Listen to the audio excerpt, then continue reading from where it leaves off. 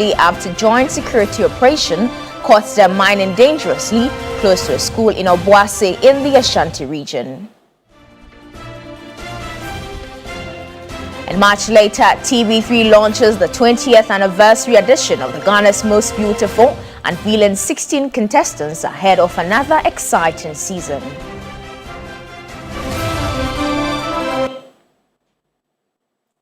Thank you for joining us this morning. We'll start off with rather some good news, as the government of Ghana has announced that the economic community of West African state will donate some $250 million, equivalent to approximately 3 million Ghana cedis, to support the victims of the recent devastating floods across the country.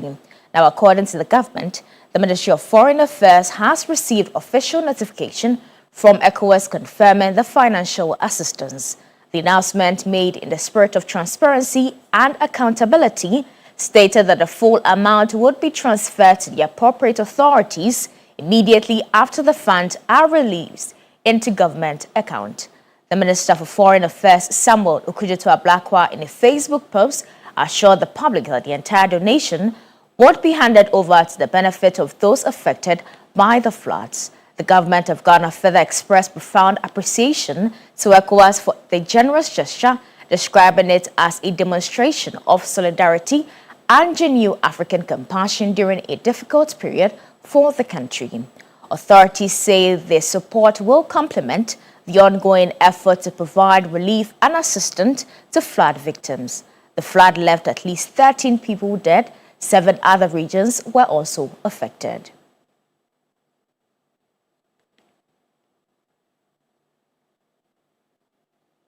Now, away from that to some illegal mining stories, a joint security operation on Saturday, August 1, has led to the arrest of 15 suspected illegal miners operating dangerously close to the Sanso Methodist Primary and Junior High School in the Obuasi municipality in the Ashanti region.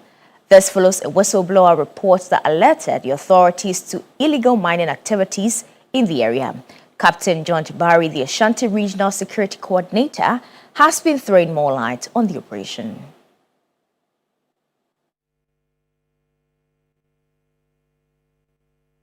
The regional minister sent me a video of a Rasus post on the social media platform that there was a illegal mining going close to Sansu ME Primary and GHS in Obuasi.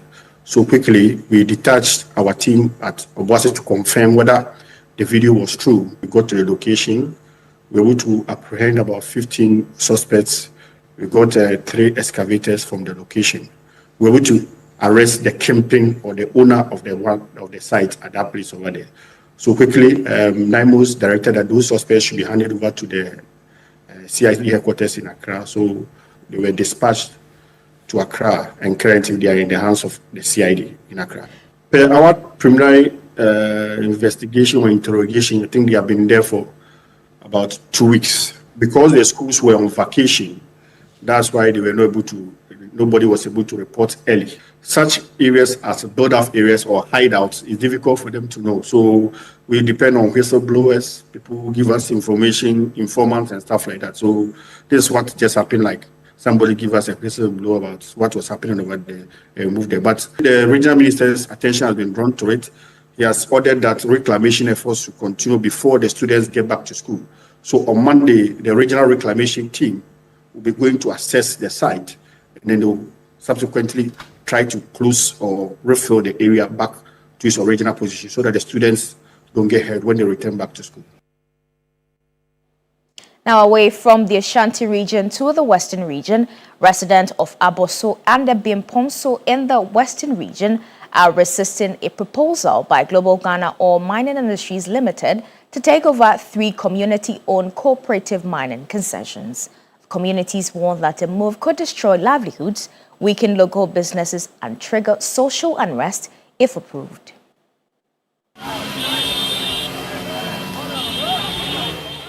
Chiefs and residents of Aboso and Bompieso have petitioned the Minister for Lands and Natural Resources, Ama Kofi Boah, to reject a proposal seeking to transfer the Bompieso, Gangway, and Fanti Mines cooperative mining concessions to Global Ghana Ore Mining Industries Limited. The petition argues that the cooperative mining model has become the backbone of the local economy, providing employment and driving infrastructure development across the two communities. According to the petitioners, replacing the cooperatives with an external operator would strip residents of their ownership of the mineral resource and reduce community participation in decisions affecting their future. They warn that the proposed takeover could result in widespread job losses, particularly among cooperative miners and thousands of people who depend indirectly on mining activities for their livelihoods. Food vendors, transport operators, equipment owners, mechanics, gold buyers, traders, landlords and other small businesses are also expected to feel the impact if mining income within the communities declines. The aggrieved miners from Abosso and Bompieso, clad in red, hit the streets of Abosso to protest the alleged takeover of the mines. On the long-term race, if not carefully managed, the takeover could result in higher unemployment, reduced local economic resilience, increased social tension, loss of community participation in natural resource management, greater dependence on a single external employer. There will be slower local economic growth. The chiefs and people of Abosso and Bompieso are therefore calling on the Lands and Natural Resources Minister to reject the proposal outright. Honorable Minister, for emphasis sake, we respectfully request that you reject the proposal outright and conduct a thorough investigation into the matter.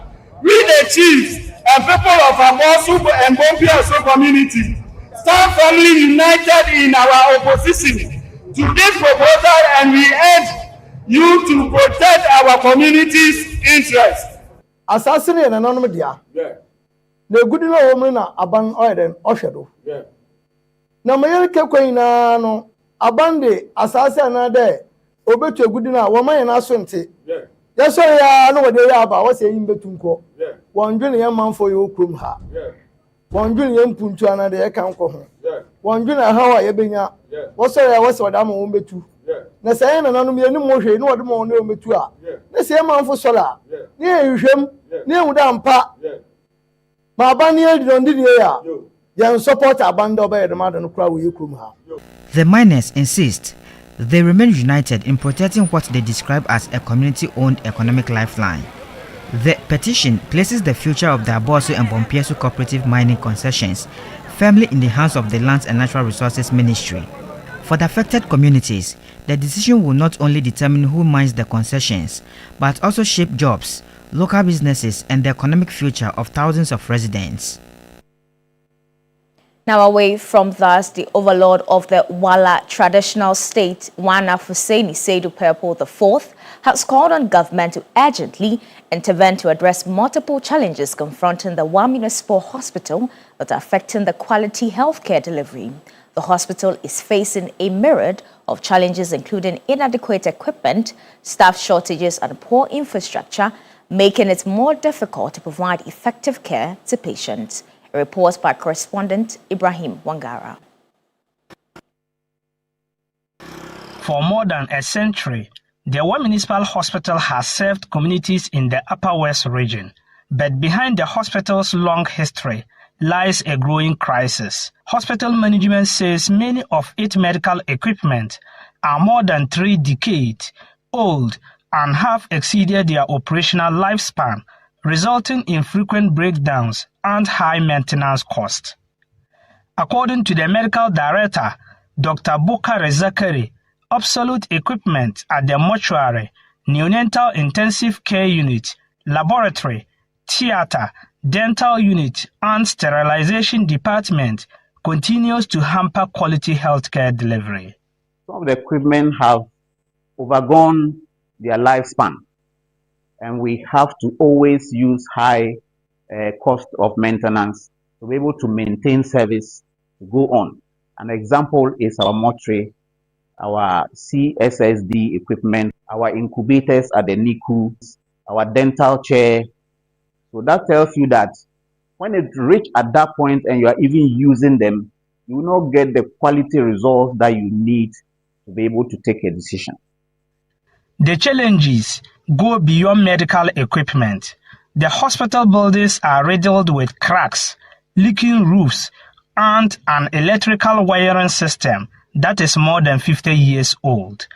Management says unstable power supply and outdated wiring have damaged several computers and medical devices, while blocked sewage system and broken water pumps have further worsened working conditions. At the hospital's main theater, staff are also grappling with inadequate surgical equipment. Head of anesthesia, Dr. Peter Paul Derry, says the facility lacks a fully functional sterilization unit and has to move suction machines from one operating room to another because of limited equipment. He says the hospital's only working anesthesia machine has also broken down. It is the anesthesia machine that takes care of everything. But here is the big challenge. This anesthesia machine that we are all looking at is about 16 years old, donated. Management has changed the parts several times. I mentioned the vaporizer and then the canister system down there. It broke down some time ago and management changed it up to a tune of 90,000. But here we are again. Power board is bent, so there is no light passing through the machine.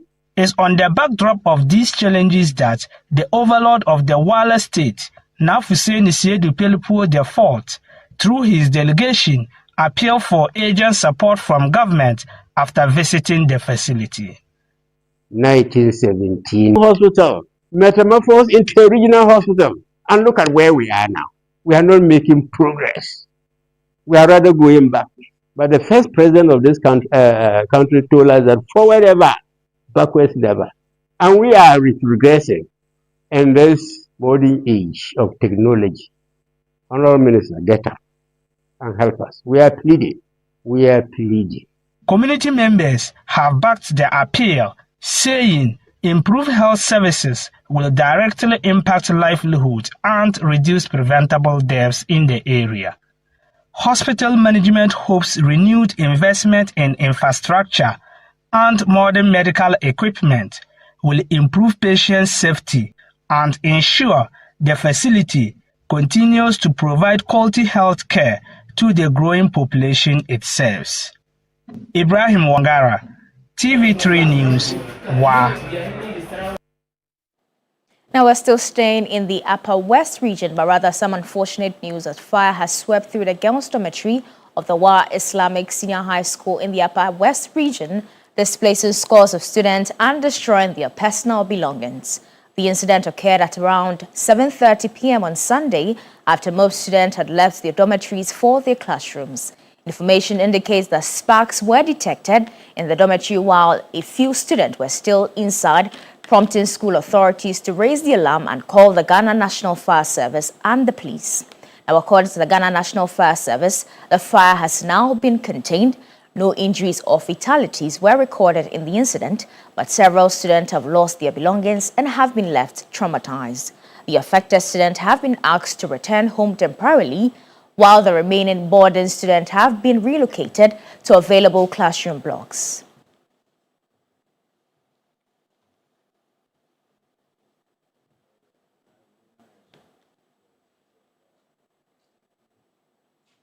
Now to some entertainment stories. It was a blend of culture and tradition as TV3 launched the official theme song for the most iconic reality show in Ghana, Ghana's Most Beautiful, last night. The 20th anniversary theme song was graced by Ghana's new sensational Enam and Michael Adagba, the talented composers behind the official Ghana's Most Beautiful 20th anniversary theme song. The colorful event was graced by the Chief Executive Officer of Media General Beatrice Ajiman, who cut the anniversary cake, officially bringing to life another episode of GMB 2026. The Sunday night event was also used to unveil the 16th contestant for the year's edition. Michael Dagba and Enam also performed the anniversary theme song to the administration and admiration of all. Wish the contestants the very best as they begin the journey. Now, away from that, limited access to adolescent-friendly health clinics is undermining adolescent knowledge of sexual and reproductive health services and sexually transmitted infection. Thus, a study that has been found. The report therefore commends the government and the health authorities for expanding adolescent-friendly health concerns to more health facilities nationwide. There's more in the following reports. Spearheaded by ActionAid Ghana and the Young Urban Women Movement, the nationwide assessment found that only 56 of 465 health facilities, representing 12% in selected districts across 7 regions, operated limited access to adolescent-friendly health concerns. Many adolescents are reluctant to seek sexual and reproductive health services because they fear stigma, embarrassment, or being judged by healthcare workers, parents, or community members. The survey also found out that boys were less confident in accessing adolescent sexual and reproductive health services. More worrying, the survey finds that menstrual health support is deeply unequal, as some girls resort to rags or tissue paper for menstrual hygiene management. Evelyn Amwakun, the Deputy Director of Nursing Services at Ministry of Health, lauded the team for the findings, promising that Ministry of Health would take them into considerations. The Ministry of Health recognizes the important role of adolescent-friendly health corners in providing young people with appropriate information, counseling services, and also the need to support healthy decision-making and positive health outcomes. And the report that is being disseminated today will provide valuable evidence to help us understand and guide investments where they are needed most. The Women's Rights and Advocacy Manager at ActionAid Ghana, Eugenia Aishetu Ayagiba, said they supported the team to amplify their voices on adolescent issues. Bodily autonomy is one of the key thematic areas for them, where they are talking about their choices, their body, their choices, and so for us it's an important aspect of their work, and we needed to amplify that. The event themed From Evidence to Action, Advancing Adolescent-Friendly Health Services in Ghana, comes at a critical time when Ghana and the global community are celebrating efforts towards achieving Sustainable Development Goal SDG 3, good health and well-being, and SDG 5, gender equality. Now, President John Dramani Mahama has arrived in Kingston, Jamaica to begin a 4-day official state visit aimed at strengthening the historic bond between Ghana and Jamaica while deepening cooperation between Africa and the Caribbean in the advancement of the reparation agenda. The president arrived at the Dorman Marlin International Airport on Sunday, where he was received with official honors by a high-level Jamaican delegation led by Ambassador Grant Sandra. She's the chief state protocol at the Office of the Prime Minister, and Ghana's High Commissioner to Jamaica, His Excellency Kofi Atto. President Mahama was accompanied by the Minister for Foreign Affairs, Samuel Okudzeto-Ablakwa, Deputy Minister for Defense, Ernest Brojajemfi, and Ghana's High Commissioner to Jamaica. The visit is expected to further consolidate the long-standing diplomatic, cultural, and economic relationship between Ghana and Jamaica, while expanding cooperation between Ghana and the Caribbean community. It also follows Ghana's recent humanitarian assistance to Jamaica after a devastating natural disaster, reaffirming Ghana's commitment to supporting its Caribbean partners during times of crisis and recovery. A major highlight of the visit will be the President's participation in the high-level reparation dialogue at the University of West Indies Mona campus.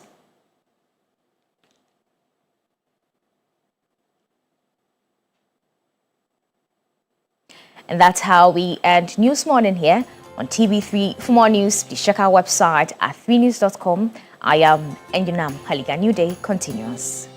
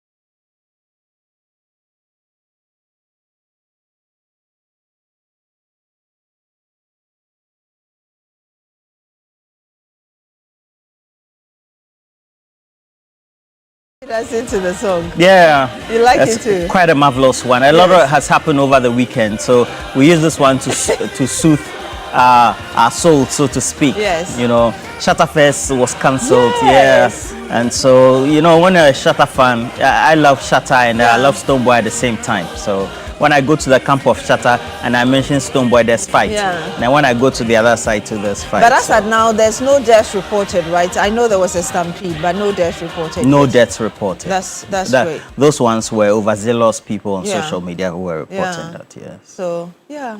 You're welcome. Yeah, so we're beginning a brand new week as well.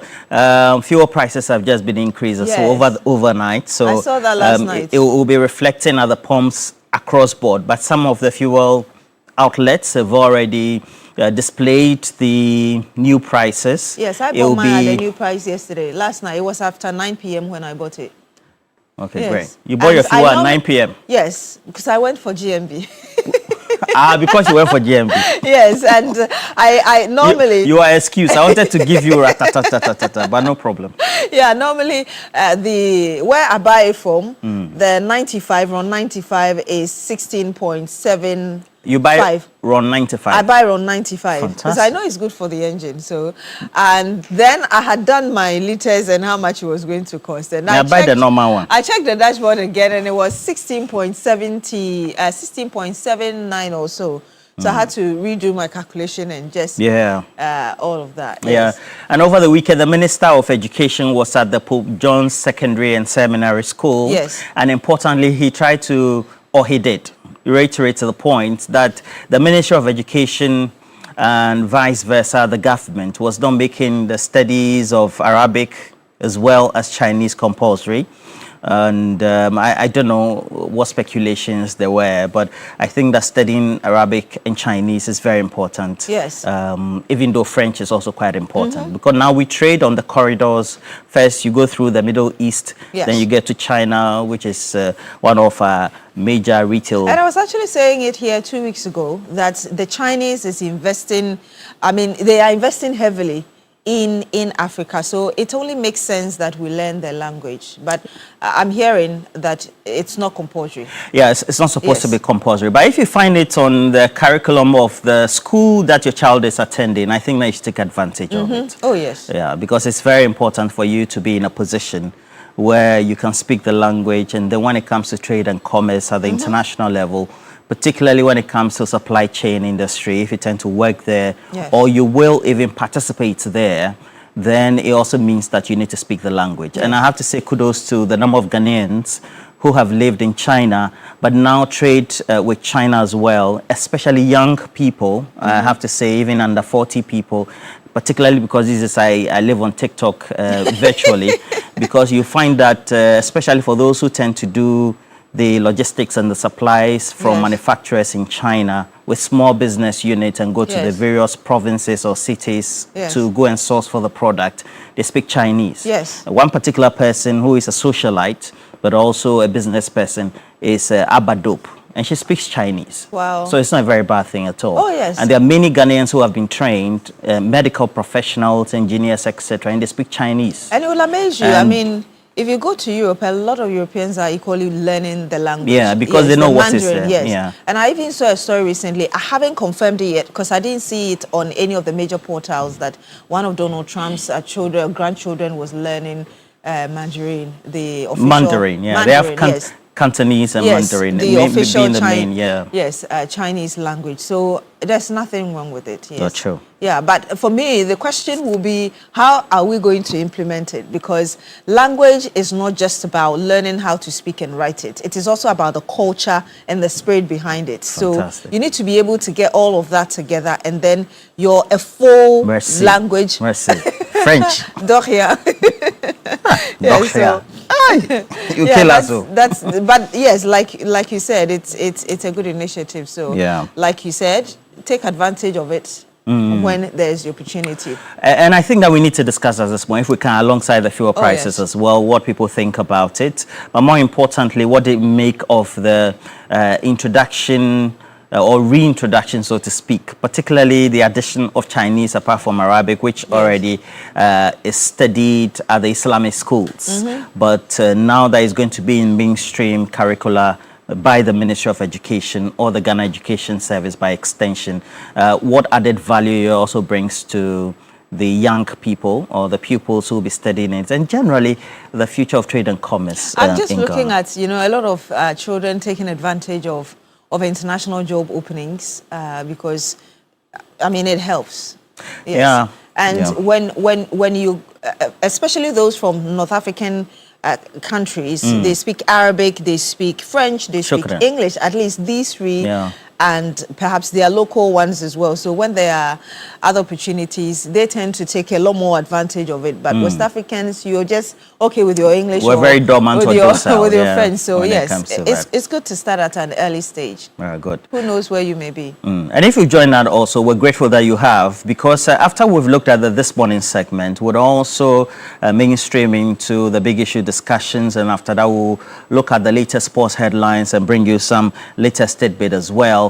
For big issues this morning, you know that there's a Constitution Review Committee report for which a government has issued a position paper, for which, based on the recommendations of the Constitution Review Committee led by Professor H. Kwesi Prempeh, a number of items, recommendations were made for the Constitution to be amended, and a number of them are there already in the public domain. But for this morning, we want to again discuss the thorny subject matter of dual citizenship and the recommendation, and of course subsequent acceptance by the government position paper. Of course, it will go through some processes of referendum or elections as well, or voting, so to speak, because those are entrenched clauses in the 1992 Constitution. And this one focuses on dual citizenship, which ultimately will mean that Ghanaians with dual citizenship could have allegiance to other countries and Ghana, but more importantly, will be able to occupy important sensitive positions, with the exception of being the President of the Republic of Ghana. I wish we had added Attorney General and Foreign Affairs Ministry. Yeah. Yes. Yeah. So it means that they could occupy everything else, including being Chief Justice, and then even being the head of the military, etc., and all that. Yeah. So we'll see how that goes. We'll get to discuss the pros and cons, and then we'll get to look at the concern that has been raised by a former Attorney General, Godfred Dame, who is indicating that there seem to be two sets of laws for two sets of people in Ghana. And again, his reaction following the Sedina Tamaklo Ationu case and the judgment by the Court of Appeal. So we'll discuss that. We're going to have Fred Agbenyo, Kwesi Kwarteng, a lawyer as well, and then Andrew Apia Dankwa, who is also a regular and a legal practitioner. And of course, you'll expect that. Exciting. We'll bring you the latest updates in the world of sports and some more. So you want to stay glued to your set as we bring you more. But welcome to the This Morning segment, where, of course, we'll be looking at the Ministry of Education statements clarifying that the learning or introduction of Arabic and Chinese is not compulsory for children in schools. We'll be bringing you details of that statement coming from the Ministry of Education. But yes, it's a brand new week and we're giving out cash. Last week, we gave you 5,000 Ghana cedis to 2 of you, plus the 200 cedis to 10 of you. Today, we're giving you 500 Ghana cedis to 3 of you. Last Friday was MG Jackpot, but today you just follow the normal routine. *439#, you follow the prompt, you pick number 2, which is your favorite station, TV3. I mean, to get 500 cedis for the beginning of the week, I think it's a fair deal. Good lunch money. Yes. This one, you can spend it well. Yes. You can go to some of the top hotels, at least some Marriott, and have some good lunch. Yes. So keep playing, *439#. Roland will tell you play more than 40 times. Yeah. But perhaps you can play up to 100 times. Who knows? 3 of you, 500 Ghana cedis. Let's see how much you're able to get out of it. And hopefully, if you play early and we get to see a lot more of your numbers on the dashboard, we could do our first draw at the end of the big issue. So keep playing, and once again, welcome to This Morning segment.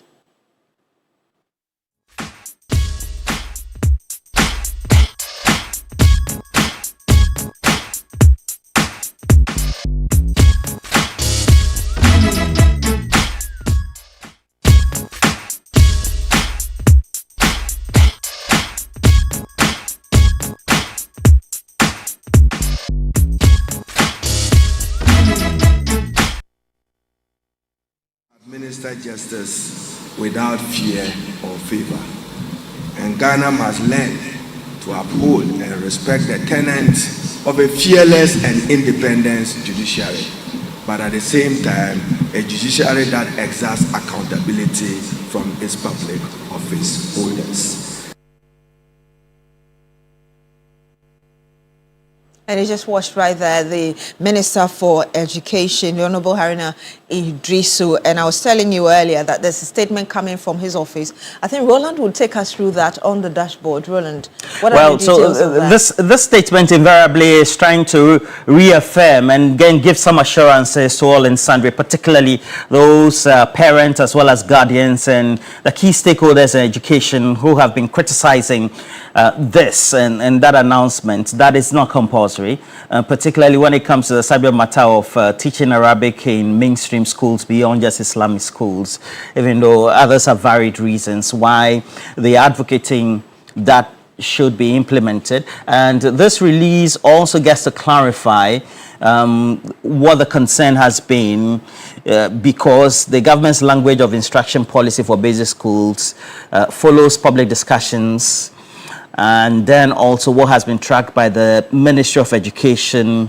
based on this important press release or public statement, that so far those discussions are laced with a lot of misconceptions, and this is in regard of the use of Ghanaian and foreign languages in the country's education system. The statement then goes on to continue that the proposed revised curriculum, Ghanaian languages will have a mainstay and they will serve as the primary medium of instruction from kindergarten to primary 3.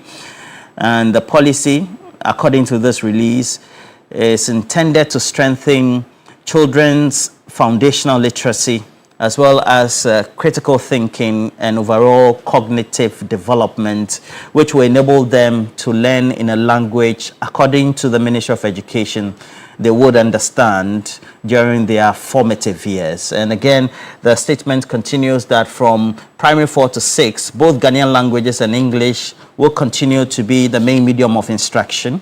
And then arts, however, that's the current policy as announced of bilingual approach is all designed to help a smooth transition to higher levels of education, where English assumes a bigger role and still a mainstay when it comes to medium of instruction.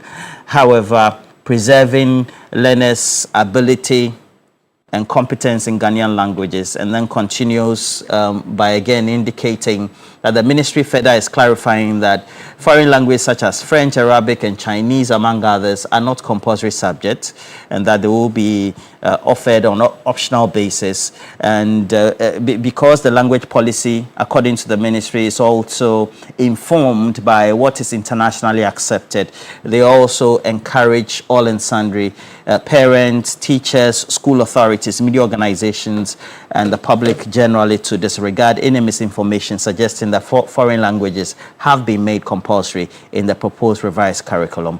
And they end by saying they're committed to all there are, particularly when it comes to implementing evidence-based education policies that improve learning outcomes and then equip children. I don't know what you make about or what you make of it, but this is the decision and then also the communication coming from the Ministry of Education. And particularly for those who are guardians, it also means that for those who tend to use L1 and L2 languages for learning, either at the pedagogy level or also increasing towards when they get to the upper primary level, the medium of instruction will still be English local to make sure they pick the best out of it. And this is clarified by the Ministry of Education. Beatrice, yes, it's very indeed. important. Yes, very important. But like you said, why wouldn't you want to take advantage of it just so that your child is equipped to meet the demands of the competitive society now? But okay, a number of you have sent in your messages and we'll be reading them very shortly. But let's get the view of Dr. Peter Anti, who is the Executive Director for IFEST. Doc, if you can hear us, good morning to you. Thank you very much for joining us. Good morning, Beatrice. I think 2 weeks ago we spoke about this. You mentioned earlier you didn't want to comment on it, but now there is clarification, as it were, from the Education Ministry. What are your thoughts now? Thank you very much. I think that the confusion emanated from the fact that there's a practice in our education system where policies are just announced during press briefings.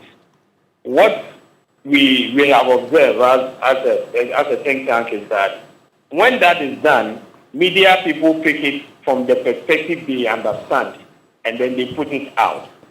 Under normal circumstances, policies are supposed to be announced, especially in the education sector, by a policy paper or a policy brief.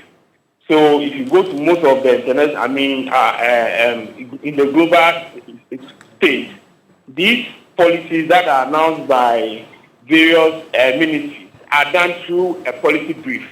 It is very difficult to misquote a policy brief because you would have to reference it. But in Ghana, what our ministers normally do is that they communicate this one through press briefing. So when they do that, people pick it in a way that they understand, and then they walk to town with it. So this problem was created by the ministry itself. When NACA visited the minister and then handed over the curriculum to the minister, a whole lot of comments were made during that particular interaction where the media was also present. And these kinds of information was picked from there. We know that in our system, from KG to basic 3, the child is supposed to be taught in L1, what they call the mother tongue or language that the child appreciates.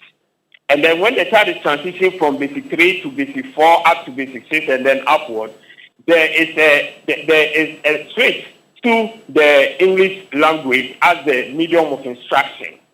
And then the new curriculum came in and have introduced these other foreign languages, which I know are supposed to be optional. So that the child or the parent or the school system that wants that have the teachers in the first place, that have the teachers, because you would have to get the requisite teachers to teach that particular language, and at the same time get the materials to be able to use them in the teaching of that language. And we know that in this country, we lack teachers even for the local languages that we are supposed to use to teach. In some communities, we do not have the teachers there. So introducing these new, foreign languages and projecting it as if the children were going to be exposed to them was problematic. And I believe that the clarification that has come is very good. Of course, if you have the Arabic teachers in the school, you have teachers who are being trained to teach Chinese, which I know there are some universities that have started doing the Chinese, where the people are being trained to go and teach Chinese. If you have teachers who are being trained to teach the other languages, then you can pilot this and see how effective this can be. You also agree with me that in some of our private schools, the children are exposed to the other languages. Okay, so that in itself is not a bad thing, but the way it was communicated made it look like this is supposed to be compulsory, running alongside the English language that is being taught, and then the other, the local language that the teachers are supposed to use to teach their children. And that is why a lot of people came out to express their discontent with that, because you don't have the teachers to teach it. So if you are going to make it compulsory, you are projecting it as if that is something that the children will be exposed to, then you are going to create problem for the system. But if you are going to pilot it, and we will get the requisite teachers with the materials to enable the children to also appreciate, be bilingual or multilingual, let me put it, be multilingual, I think that it is a step in the right direction. But we should be very careful when we are communicating some of these policies, because it always creates problem in the public's mind, and all these confusions emanate from that. You're praising this as one in a good direction. Let's talk about some of the things that we were even talking about before you joined us. Others feel that, for instance, learning the Chinese language could be very good for Ghana because of the kind of investment that the Chinese are having in Africa. What are your views? Because now there's Chinese, there's Arabic, and then also French. one, for French, we know that it's been with us for all these years. I did French when I was in basic school, long time ago. So French has been with us for all these years. I think that we are looking at the global dynamics and then the power shifts in the global system, and you see China playing a very crucial role. One thing that people are not aware is that there are universities in this country that are now running education programs in Chinese. That is training teachers to teach Chinese. Okay, I think people are not aware. So when you have that in your public universities and tertiary institutions, then you know that definitely you will have this kind of thing coming in your basic education system, because these teachers, when they are trained, of course, maybe the focus is to get them to China to go and help, but also you can recruit them within our system and then use them because of the enormous power that China is now generating in the global space. It is good to make the child globally competitive. It is very good to do that, but we need to get it right.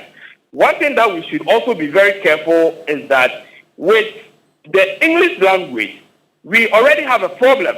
Last year, there was a report on Global Proficiency Index, and that report clearly indicated that countries like Ghana have a problem with speaking the language more than reading the language. So you see our kids are able to read, but when it comes to expressing, it was very difficult for our children to express themselves in the language. And that was attributed to how we do the switch from the basic primary, from the lower primary, KG to primary 3, and then they switch to the English language. And you know that it's a little bit complicated for the child to switch directly from a local language that he or she is being taught to the English language. So if we are introducing other languages, we should pay attention to that, because already we are having problems with the children's ability to express themselves in the English language. How much would we be able to do to get them to also express themselves in French and then in the Chinese and Arabic that we want them to? So we should learn from the challenges that we have gotten from the introduction of the English language in our school system, and build on that to make sure that Chinese, for example, we are pushing the children to appreciate it in a way that will make it useful for their own personal future. But as I said, this should be on a pilot basis. We should have about, let's say, 10 schools in the country going through this, so that we know how the implementation will go, and then we will learn from it before we expand it to other schools. That is also another challenge with our system. We hardly do piloting, and when we roll these out in a broader sense, we will have problems. Do I hear you say that since we already have a problem with the English language, which is our official language, perhaps we should work on that first before we think of moving to the other languages that we're introducing now, aside from the piloting example that you gave? Exactly. That is what is supposed to be done. This report was released just last year, I think November. Unfortunately, our system, as I always say, our leaders normally don't want to solve problems. So, but Doc, within what period? Within what period? A month, 1 year, for you to perfect the challenges with the English language before you move on? No, the point is that, you know, most of the students in the public schools, let me put it that way, most of the students in the public schools have problems with expressing, okay? And then our children in the private schools are able to express themselves. I think any observer would attest to what I'm saying. Now, the issue is that in the private schools, the children are exposed to the English language right from the beginning of their education, from KG nursery there about the language of interaction is the English language. But because the language policy of our country says that at that level, the students should be taught in a language that he or she is familiar. In the public schools, they are taught more with the local language than the English language. And that is why the report indicated that when the children are transitioning from class 3 to class 4, the street becomes very difficult, and that affects them in later times in their education, where they find it very difficult to express themselves in the English language. So what normally should be done, and some of us believe in that, but of course the language people, I have a lot of language friends who disagree with me. But this is my personal opinion. I think that we should allow the students to express, to be taught in the English and the local language as we do in class 4, class 5, class 6. I don't think that we should restrict the teachers to, do more of the local language at the start formative ages and then switch when they are in class 4. I don't believe in that, but that is what the language people say. They say that is the best way to teach the child and so on and so forth. So you would want to let that particular go on. But we need to find a way to ensure that our children are proficient not only in reading but in writing. And that needs a lot more direction or a policy direction from the ministry to be able to do that. Unfortunately, our system doesn't allow that, or that our system pays a little attention to that. They want the children to be taught in a language that they are familiar with. But because, let me even make this argument. In this country, in recent times in urban Ghana, the child's language, the child's first language that he or she is exposed to, seems to be more of the English language than the local language in most of our families and most of our households. Children are, in the middle classes, and even in certain parts of our sub-urban Ghana, you see the children, the parents talking to the children in the English language. That is what they grow up with. Again, children are taken to school as early as 1 year, 6 months, and so on and so forth. So most of them learn how to speak in the school, and in the school they are exposed to the English language.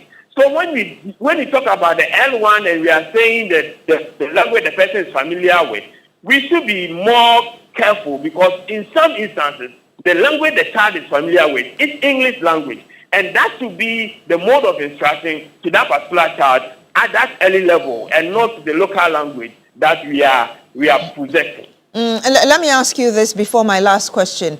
Earlier, I heard you express concern about availability of teachers and how we're even going to go about teaching these languages. What do you suggest? What are your proposals regarding how we can make this effective on that level of teachers? One, so with the local languages, I think there's been a lot of attempts to get people to learn some of these local languages. I remember I heard the news about the Gadangwe language, where the MP and the local people are pushing for people to study that particular language so that it will continue to be in the system, and they will go and then teach. So we need to create some scholarship scheme and support system for people to pick up that. For the foreign languages, as I said, with the Chinese, I know that certain universities are running certain education courses in Chinese, and we will need to put certain people there to, support them to do that. And for Arabic, we would have to ask the Muslim community to also support the recruitment and then the sponsorship of people to study Arabic, because for Arabic, most of the Islamic schools require that the students are taught in that. So you will need to design a particular scheme where you will get constant supply of teachers to teach that particular course. So French has been in the system for some time, although we have issues with teachers. I think that for French we are doing well, and we should continue to push a lot more people. I believe that generally we need to get some scholarship schemes and support system for people who are pursuing these languages, so that we'll get a lot of them in the system. But for its implementation, as I've indicated earlier on, we will need to do this at a very lower level, lower scale, but like 10 to 15 schools, so that we will be able to monitor the progress, see how we are going around it, see how the students are picking, see how that is affecting their expressing in other languages that we are using. And then we can now devise a very robust means to now roll this out across the country. I think that is the way to go. Doc, my final question to you, again, you were raising issues about how we do not issue policy releases, which eventually leads to confusion and misinterpretation of statements that are issued by respective ministries. Moving forward, what do you expect?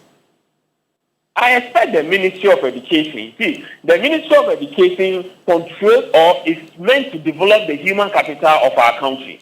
Their policies are not supposed to be like someone sleeps and then wakes up in the morning and thinks that this is how we have to go, and then we go. Their policies are not supposed to be announced like how a president will announce a policy on a campaign trail, and then we take it and then we run with it. No. Ministries of Education that I'm familiar with, their policies are announced through policy briefs. So where there has been a policy discussing in the boardroom, at the cabinet level, at the ministry level, or the ministers have met with their various directors, and they have agreed to bring out something. What I expect is that the ministry should put out a policy brief. That policy brief will be published on the ministry's website. Every person who wants to access it can go to the website, download the policy brief, read it, and then you media people will have it easy, because at that point, all that you need to do, Roland will need to do, is to go to the website of the ministry, download the policy brief, and then read it, and then there's discussion around it. We, those in academia and civil society, will get it, use it for analysis, use it for our report writing and other things. That is how we progress as a country in terms of our educational journey. But where you make this announcement at a press briefing, you are giving a speech, and then you say it in passing, and then somebody will have to now release a press statement to correct whatever misunderstanding that people are taking from your statement. It's not the way to go, especially when it comes to the Ministry of Education. And I think that there are a lot of competent people in the ministry who can work on policy briefs as and when policies are ready, and put it out there for all of us to read, because it's not for them. Educational policies are for the people of Ghana and not for the people who are running the ministry. So we need to understand and appreciate it. Thank you. Thank you so much, Dr. Peter Anti, Executive Director for the Institute for Education Studies. Thank you for sharing your thoughts with us. And yes, a number of you sending in messages. I've seen so many on Facebook. But you want to go to the dashboard first, perhaps? Yeah, we can, but if you also want to read. But I have a couple of messages, and so especially for those who are in the education sector, some educationists and then also policy analysts, bringing some good suggestions and then critiquing this new policy. Let me say good morning to you, Dr. Kofi Anoche of KAOD Consult. Good morning to you. Great gentleman by all standards. And then I have Sherry Giovanni. Somewhat good morning. He's an educationist himself, and so says, says that I think we are overburdening these little ones in the primary schools with a lot to study. Our children are struggling with the English language and other subjects like mathematics, creative art, among many others. The children will not be given the opportunity to either accept or reject these new languages, but rather those in authority will then accept them on behalf of these little ones. The new curriculum for the L1 are written in English language, and one finds that troubling. We must not experiment everything in our educational sector, and says good morning to Mariam Oga of UAW. I have this one also coming in, and says that with this local language as language of instruction, more like foreign languages as medium of instruction, I think we are copying blindly.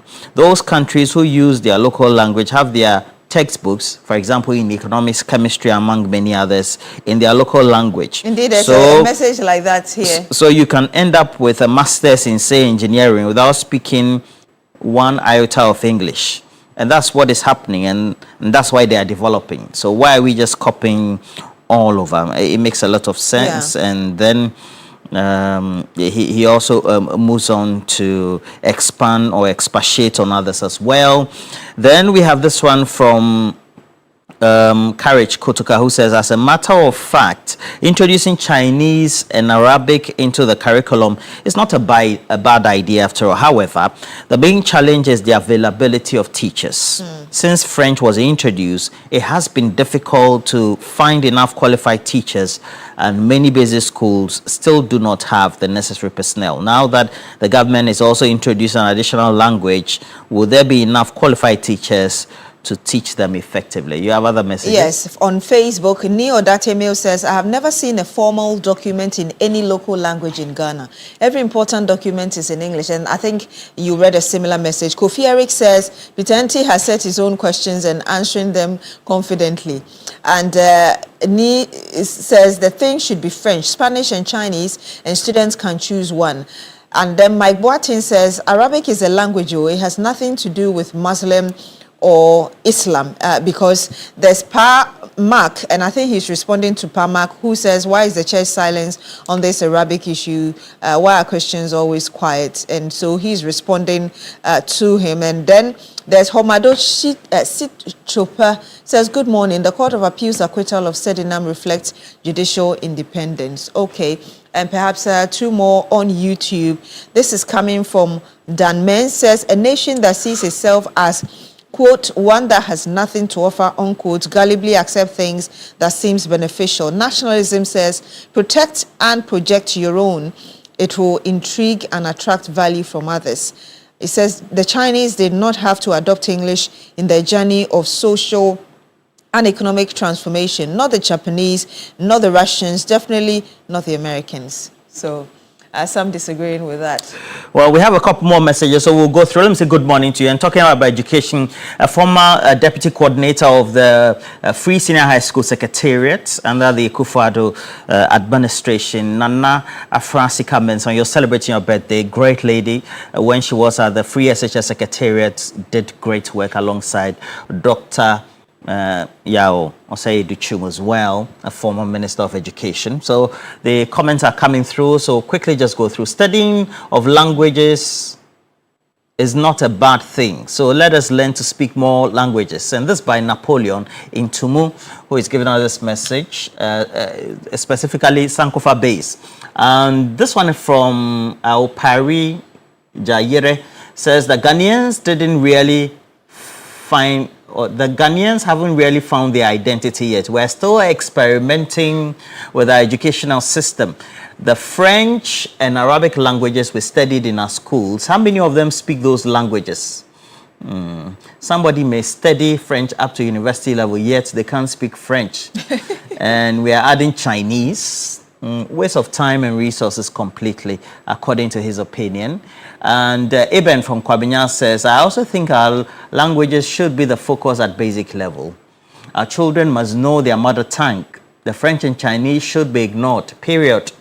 Greetings to the Honorable Julius Deborah, among others. And great production, according to Mike Kalaji from Mayera, says that, please, on the dual citizens holding public office, I was of the view that we needed their expertise and investment, and therefore we should allow them hold public offices in Ghana. But with the difficulty in extraditing alleged criminals, as we are currently seeing, I think we should not accept this law. You support it in one breath and doesn't. Aziz Donla says, the decision by the Ministry of Education to introduce Arabic and Chinese, according to Aziz Dola, is perfect. It's creative and effective decision, and it's good for effective decision because of the bilateral relationship we have with the specific country that speak the language. And says Al-Haji Al-Hassan Bandu. I'm just reading how the next one has described me. You celebrate your birthday. Introducing Chinese and Arabic into the curriculum is not a bad idea. I've read this from Kotuka Courage, Anglogala Shibi, and then Jamie Brown said, beyond the perceived benefits of the introduction of foreign languages, I'm particularly concerned about track record and efficiency in teaching languages to make students proficient. And I think I love the word proficient. I did French from primary 1 to JSS 3, and all I know is Comment ça va? Très bien, merci. Right. as your language there. I also read Chinese 4 years in the university, and all I can say is ni hao. No, it cannot be true. You can read the go and read Chinese. You have to be involved. In order, you have to be they involved. lie. In order Charlie, to, some of these comments. Yes, I think that now there's so many ways you can stay active when you're learning the language. But also, perhaps it's how you're taught. It's perhaps how you're taught. Because when you went to France, how did you imbibe yourself into the language and the French? You did that in just in a year or two, right? No, over 3 years. Over 3 years. Yes, but within the first 6 months already, I knew how to go. I knew my way around it. Wow. But you need to be involved. Yeah, you need to be deliberate and intentional. Yes, you need to be deliberate and intentional, and I think it's also how you're taught. A lot of the time, I've seen children come home with assignments, and the instruction is in English. Yeah. So I was taught totally in French, and I mean it's difficult when you start. Yes, the teachers don't speak English. They were postgraduate. They were French. So was it an undergrad you did or postgraduate as well? Undergrad. Yes. So it's also how so if you have to tell our viewers that they should be willing to accept to learn new languages and allow their children to learn new languages, say that in French. Il faut accepter d'apprendre la langue. Fantastic. Ouais, avec la passion, tout ce qu'il faut. Fantastic. I don't understand it, but fantastic. No, I'm sure you did. That was simple. This is a simple one. This one is coming from A.B. Hammond from Wa Loho. Permit me to respectfully urge the minister to redirect attention from symbolic policy theatrics to the pressing realities confronting Ghanaian teachers. And continues, how many teachers in Ghana are currently qualified to teach the Chinese language? More importantly, which educational institutions in Ghana are producing or training such professionals to teach the language? Rather than pursuing initiatives that lack the necessary human resource capacity, priority should be given to addressing the long-standing injustice suffered by lower-ranked teachers who have remained overdue for promotion for more than 5 years. Wow. Rewarding dedication, competence, and years of faithful service should be the cornerstone of educational reform, not political spectacle. A.B. Hammond from... Let me read this text message.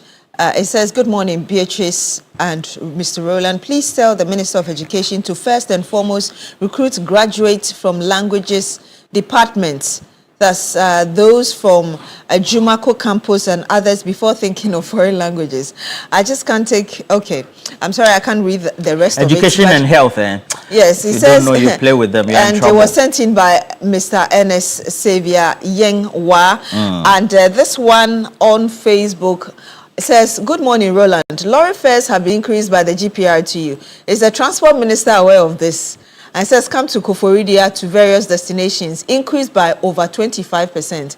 I'm interested in finding out how you did the calculation of the 25%. But yes, perhaps I can read just a bit more sent in on WhatsApp here. I think you read the one from Aziz Donla earlier. So I'll go on to some other individuals. Prince Henry Koforidia says, good morning, TV3, the best station in Ghana. God bless you all. He didn't seem to have any opinion on the issues we are discussing. And then Dennis Akwete says, I am yet to read the said clarifying letter by GES, but how do you say that the Chinese language is not going to be compulsory when the initial announcement was that the language would be taught in the basic level, when we also know that at the moment all subjects taught at the level are compulsory, or that was not the case? If it must be done, it must be done well. Shalom. Very interesting. Let's conclude with some other messages as well. Nana Afrasi Kamensa, former Deputy Coordinator for the Free SHS Secretariat, and Dr. Yao Osei-Duchum, former Education Minister. Have a blessed, happy birthday. Great lady, and did her bid and managed the Secretariat so well as well. And then Zilis Dwayne says, I'm watching you from the UK. Interesting topic so far. Please wish my guy a birthday. The name is Isaac Afenu, aka Jojo Hyper. And then Beatrice Brew, your namesake, says that she loves the way you're looking. Thank you. She wants the plug for your makeup artist. So Beatrice Brew, good morning to you. I wish you all the best for the day. My regards to Michael as well. Bonti Benjamin says that even our local language even our local language, some kids know they see top, not Chinese.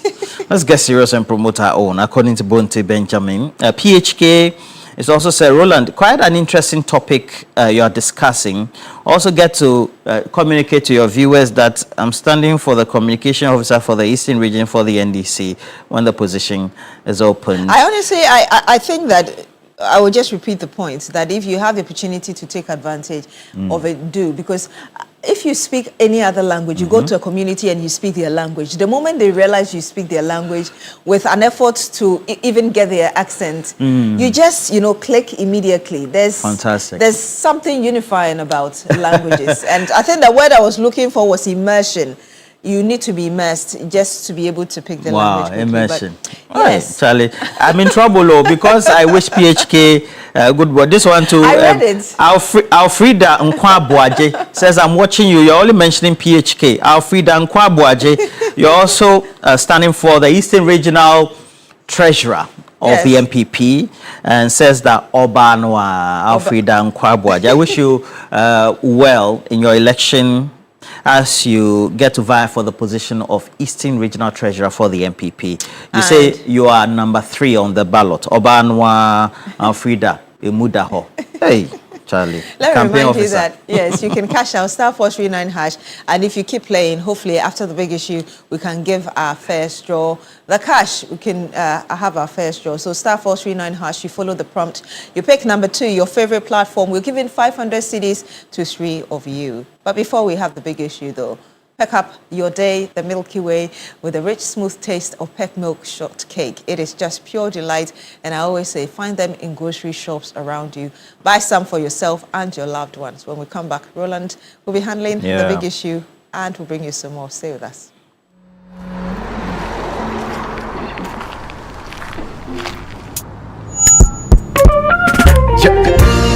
Hey, Mr. Naughty Politician, I'm speaking to you. Come down to justice and tell I the truth. So why you want the children match to one? Why you want with a match to peace? So which is the truth right now? Naughty asking why the children match to one? Why you know we have to match to peace, boy? Well, I'm asking the prophets now. Boy, my man teach me not to hate one another. No. In how we have, we never hit one another. Boy, she teach me bitch, she teach me love. So make we rally road that wrong. That's how we go. My father teach me not to hate one another. No, I woulda share with my brother. No, he give me peace, he teach me love. So I'm asking the priest. So why you want the children match to one? Why you know we have to match to peace? So which is the truth right now? Naughty asking why the children match to one? Why you know we have to match to peace, boy? Well, I'm asking the prophets now. Boy, so why the young one Christians do just say, why do you match us to war every day? We not gonna do that again, no way. No, not again, no way. We should be singing and marching, yeah, rally round your cross. I've been barren, we are up it now. Righteous Africans stands all alone. Tell them we have to get it down. So why you want the children match to one? Why you know we have to match to peace? So which is the truth right now? Naughty asking why the children match to one? Why you know we have to match to peace, boy? Well, I'm asking the prophets now. Boy, see anytime you see the Babylon, I try to bring me down. Tell a lot of kids them not to do that in your door. We got the love, we got the peace, we show it more. Tell them say we show it the more. I love my brother, then me tell them say we not go on. Steady focus, so we watch this critically now. And mental slavery, we not go do it no more. Tell them say we hide them up, you know. So why you want the children match to one? Why you know we have to match to peace? So which is the truth right now?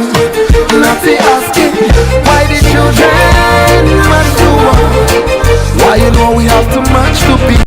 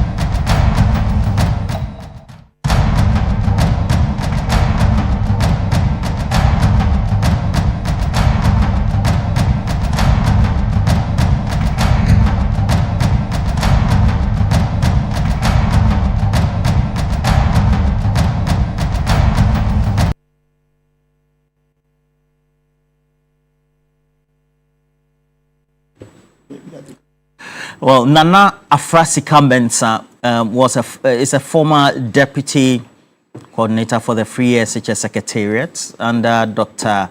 Yaosei Dichum, former education minister, did great work. She's celebrating her birthday. Happy birthday to you, Nana Afrasika-Mensah. Great lady. Wishing you all the best. Edmond Combat's managing director for the Tema Oil Refinery. And over the weekend, the president came to commission a new catalytic plant, and then what you have done at the Tema Oil Refinery, getting great commendations from the president. Wishing all the best for the morning. Alhaji Jibril of National Security, wish you all the best for the day as well. Prince Nyania York is in the UK, wanted to go to the Shatta Wale Fest. It was supposed to be party in the park, but themed Shatta Fest 2026. And there was some commotion. The police subsequently in the UK or London decided to call the show off. Sad event. I was monitoring as well. But, well, we've also had some message from Shatta Wale's rival, Stonebwoy, that this could be any bad event that could happen to any management or artists or organizers for any event as well. Remember, Stonebwoy also has his event coming on the 15th of August. And for all those who tend to follow us right here, you know, we play songs from both sides. For us here, we're in the middle. We love everybody. Zilis Dwayne is also an SM for Life fan. Good morning to you. But please, we have cash out. It goes with the short code *439#. And right here on the show, we encourage you to choose option 2 when you dial *439#. You also get to be one of those lucky winners if you increase the number of tickets you have. And I tell you that when you do that, for each of the draws, 500 Ghana cedis to 1,000 for all the winners this morning. And please, you have to be part of this bonanza and become a part of those who will be winning. And let us have some great events, okay? And Big Issue is sponsored by the University of Gold Coast. It's very important for us to tell you. And for Big Issues, we also mean that please join us on our stream and let's have some great conversation. Courtesy, the segment sponsor, University of Gold Coast. Remember, they still are having admissions. And, one of our colleagues and friends who lives in the UK now was at the Shatta Fest 2026, and subsequently is updating me there were no deaths at all. Kofi, Bra Kofi, good morning to you. He's known as Bra Kofi on Facebook. He was helping some of the collapse victims, Charlie. But he's wearing BMO. Anyway, no problem at all. Let me also tell you that this morning we'll be looking at the concerns that have been raised by the former Attorney General, the distinguished Godfred Dame. And he says that following that judgment by the Court of Appeal, there seemed to be, one, the position of the Attorney General currently not to show any commitment to ensure this is overturned, despite the intent to appeal. And subsequently, he continues in a statement and publicly published by not only Media General, TV3, etc., to say that there seem to be two worlds, one for those supported by government and those not, because he feels that the prosecution was not doing the best of the work, especially to affirm the conviction at the time that it appealed this or responded to the appellant when it came to the concerns they raised or the reliefs they were seeking before the court. So we'll discuss that this morning as well. And then we'll look at dual citizenship. According to the committee that reviewed the Constitution, led by Professor H. Kwesi Prempeh, well, among others, dual citizens could take up various public positions, with the exception of the president and one or two others who apprise you of. I have Fred Agbenyo, the Member of Parliament for the Guan constituency. Good morning to you. Good morning, my brother. How are you? I'm fine, thank Great, great. You've been following the issues. I'll ask you on the dual citizenship as well. And then, of course, I have legal practitioner right here, Andrew Appiah Dankwa of the United Party. Good morning to you. Good morning. How is Alan Kojo Tremanting? Alan is doing Great, great. We'll be joined by lawyer Kwesi Kwarteng. Make sure that we have some great conversation. Yes, the Attorney General. The current disqualification sits uneasily with our engagement with the diaspora and with the realities of modern citizenship. In line with this proposal, it is also the case that multiple citizenship will no longer disqualify a person from becoming, from holding certain, offices. So we have the Attorney General, and Fred, what do you make of it? Dual citizens, according to the committee that did the review and the position paper issued by government, they've accepted this in total. Well, thank you very much, Roland. Good morning to you, my brother. It's been a while. Yeah, a long time. And to the good people of the Guam constituency and Ghanaians as a whole. Dual citizenship, this conversation has come up for discussion several times. People have expressed their views on it. One school of thought believe that we should allow the current status quo to remain, that if you want to hold key executive positions in Ghana and you hold the dual citizenship, then you must renounce one of the citizenship and become a full Ghanaian, so to speak, before you are allowed to hold some positions. Others think that, well, once you're a Ghanaian, wherever you are, regardless of whichever citizenship, country you hold allegiance to, you'll still be able to come to Ghana and come and contribute. A Constitutional Review Commission has been put in place. They have come up with their recommendation. And they think that where we are now, all Ghanaians should be allowed the opportunity to hold executive position regardless of their allegiance to other nations, with the exception of vice presidential position and that of the presidential position. The debate is still going on. Government has issued a white paper saying that they agree with the recommendation that was made by the commission. There are definitely advantages and disadvantages for everything. From where I see, allowing Ghanaians who live abroad and who hold allegiance to other nations to come and contest over here, one of the things is that at least it gives us that access to global expertise. We all agree that people travel abroad, travel to other nations. They get some experiences that they may not necessarily acquire living in our country. And so when such persons return home to come and hold some executive position, they're able to bring those expertise to bear in whichever capacity they hold. Another advantage may be international network. Because you have lived abroad, because you belong to that particular society as well, it gives you opportunity to bring whatever network you have back to Ghana in the discharge of the new role and responsibilities that you are given. These persons who live abroad, regardless of their current status, we all know, contribute significantly to this economy. The remittances that come from them, if you go and check, huge sums of money. And so now that they know that, yes, they have the opportunity to even come physically to come and serve in government, so that it is not only their monetary contributions that will be coming, but their expertise, their networks and everything. I think it will help the country. Of course, transfer of skills and innovation. These persons, again, as I said, they live in more advanced countries. They are exposed to, some skills and some expertise that, given the opportunity, they can bring to bear when they get opportunity to come and serve in this country. It also strengthens our diplomacy with other nations. Again, we can talk about the fact that there's that level of equal citizenship, that you are a Ghanaian. Maybe for whatever reason you decided to go and stay in the UK or in the US or whatever it is, and you hold citizenship over there. But you are still a Ghanaian first and foremost, as prescribed by the Constitution. Your parents are from here, your grandparents are from here, and so that makes you a Ghanaian. And so it gives that opportunity for equal citizenship.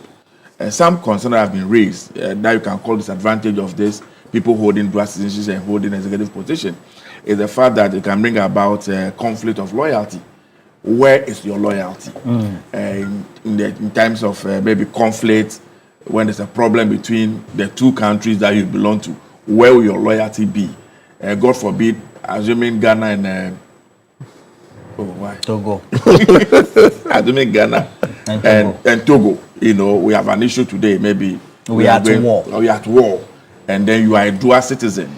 Maybe you are the chief justice, or you are the commander, the armed forces commander, or even the IGP of the country. Where will your loyalty be? Will it be to Togo or will it be to Ghana? That is one of the issues that has come up. And of course, there are national security concerns, because once you hold some executive positions, you are privy to sensitive information that not ordinary Ghanaians may have access to. Now again, how are you able to manage this information so that it doesn't impact on the nation negatively? Of course, issue of public trust is also another concern to people. That can we truly trust you? That this worker that sits in front of me, we all know is from Benin, everything, and it's also a Ghanaian, where we give him a sensitive position to hold. Can we trust him that he will serve Mother Ghana diligently? He will serve, his focus, attention, everything will be on Ghana or that other country.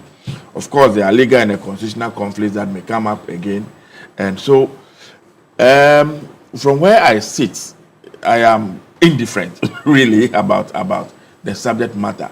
The only thing is that those who get such opportunities must demonstrate that the decision we are taking today is not a bad decision, and that fidelity to this country, their loyalty will be to Mother Ghana. They will contribute effectively to Mother Ghana. For me, that will be the most important thing. So let's experiment with it and see. After a number of years, we'll be able to come around a table like this and have a better conversation. Yeah. And we can then conclude whether the decision we have taken today is good or not. I remember a few weeks ago, even the Council of State had a concern about this particular issue, where they even wrote to Parliament and all that one wanted to pass this particular bill on this dual citizenship issue. But now there is a commission of constitutional review that has made a recommendation, and government has issued a white paper accepting that particular recommendation. We can only wait and see how it pans out in the coming years. But I pray that those who return home with their expertise, who return home with their network, who return home with the new skills that they've acquired, will be able to put it to good use. Anytime you travel abroad, you meet Ghanaians who live there. They are doing wonderful express, extremely. Yes, they are doing very, very well in almost every facet of society that you can mention. And so if these persons know, because sometimes the difficulty really that, Roland, they want their children to remain there, have access to better education, access to better healthcare, housing, everything that we can talk about abroad. And so for them to renounce their nationality and come back to Ghana becomes a challenge for them. So now that we say, okay, you know what, you can still hold that citizenship, you can still return to Ghana and come and contribute to building this country. I don't think necessarily that it will have any negative impact on our society. But as I said, it is early yet. We need to experiment it. After 5 years or so, we'll be able to come around and say, okay, the decision that we took is a good one, or we have to go back to the current state in which we are. So this will be the preliminary comments I will make on this particular issue. Thank you. All right. Good exposition. And one of the communicators of the MPP, Lawyer Kwesi Kwarteng, is here. Good morning to you, Lawyer Kwesi Kwarteng. How are you? I'm sure you've been following the Sedina Ationu Court of Appeal judgment. We'll discuss that invariably after we've done. He used to be your friend. He used to be your friend. He allow me to greet. Good morning. How are you? Good morning. How are you managing? I'm fine. I'm doing well. Great. And I'm sure you've also cited this as well. But let me just give what do you make of this? I mean, the Kwesi Prempeh committee did this. The government has issued the position paper on this. Invariably, it means that if it's mainstream into our laws, we have to do some amendments subsequently to the Constitution. But the subject matter will be allegiance, dual citizenship, but it is practiced in other countries as well. I don't know what you make of it. So, I know at least Solomon doesn't agree on this. Let me wish your lovely viewers a good morning. Wish yourself a good morning. Always a pleasure to be hosted by you. It's a long time since I saw my brother, Valene friend and brother Kwesi. Kwesi, always a pleasure to share this platform with you. And then to my own big brother, he's an MP. Honorable. Yeah, I think my position on this issue is pretty consistent. Let me say first and foremost that I hold a view that when it comes to developing this nation, then our arms must be open to everybody that is a Ghanaian to play their role in developing our country. Indeed, Ghanaians have shown over the years in their sojourn to other places that under the right circumstance, they have what it takes to bring about a real development. Also, Ghanaians that have gone outside have shown consistent commitment to the cause of this nation. You see that commitment in the extent to which they bring cash into the country, to the extent that it is one of the biggest sources of foreign exchange in a country. But having said that, and consistent with my position, there are so many avenues in which you can serve Ghana beyond what's called some public offices, like being president or being an MP or not. There are so many ways you can serve, and so open our arms to everybody who is a Ghanaian should be looked at in a broader context than just in public, in the political service sense. Okay.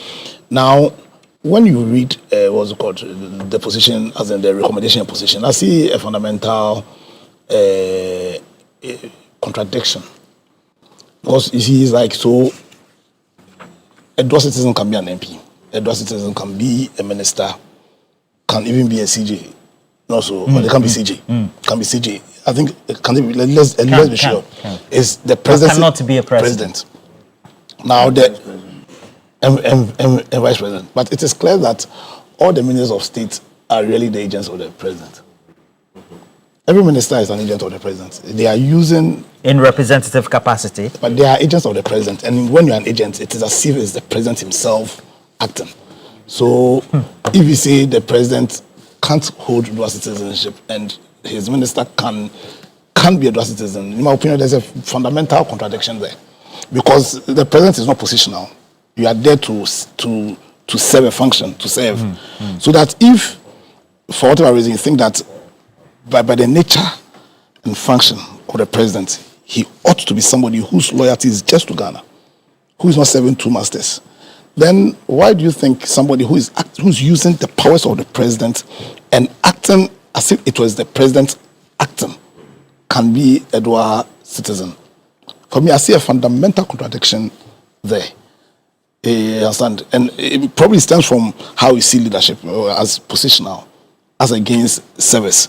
So that if we think that because of the nature of the function of the president, he cannot hold a dual citizen, he cannot serve two masters, his allegiance only ought to be to Ghana. I do not see why we should allow ministers to be dual citizens. There must be some consistency in the policy. The policy must be is a word equivocal. It must say just one thing.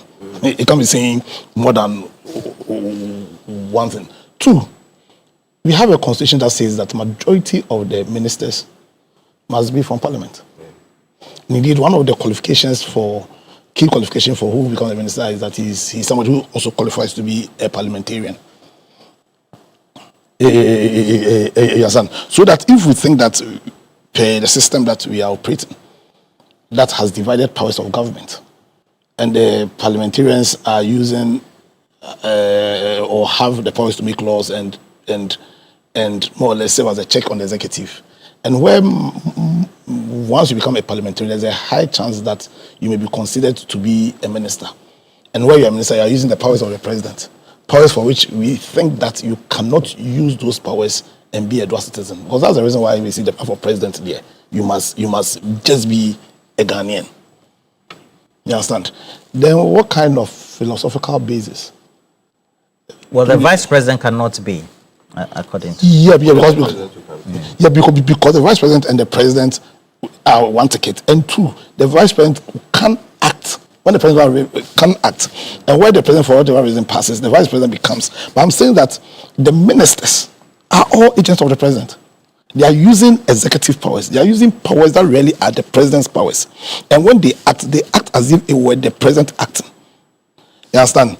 So then we cannot have a policy or a reason that says that if you want to be president, then you can't have divided allegiance. You can't have two masters. Think about it. When the president is not around, vice takes over.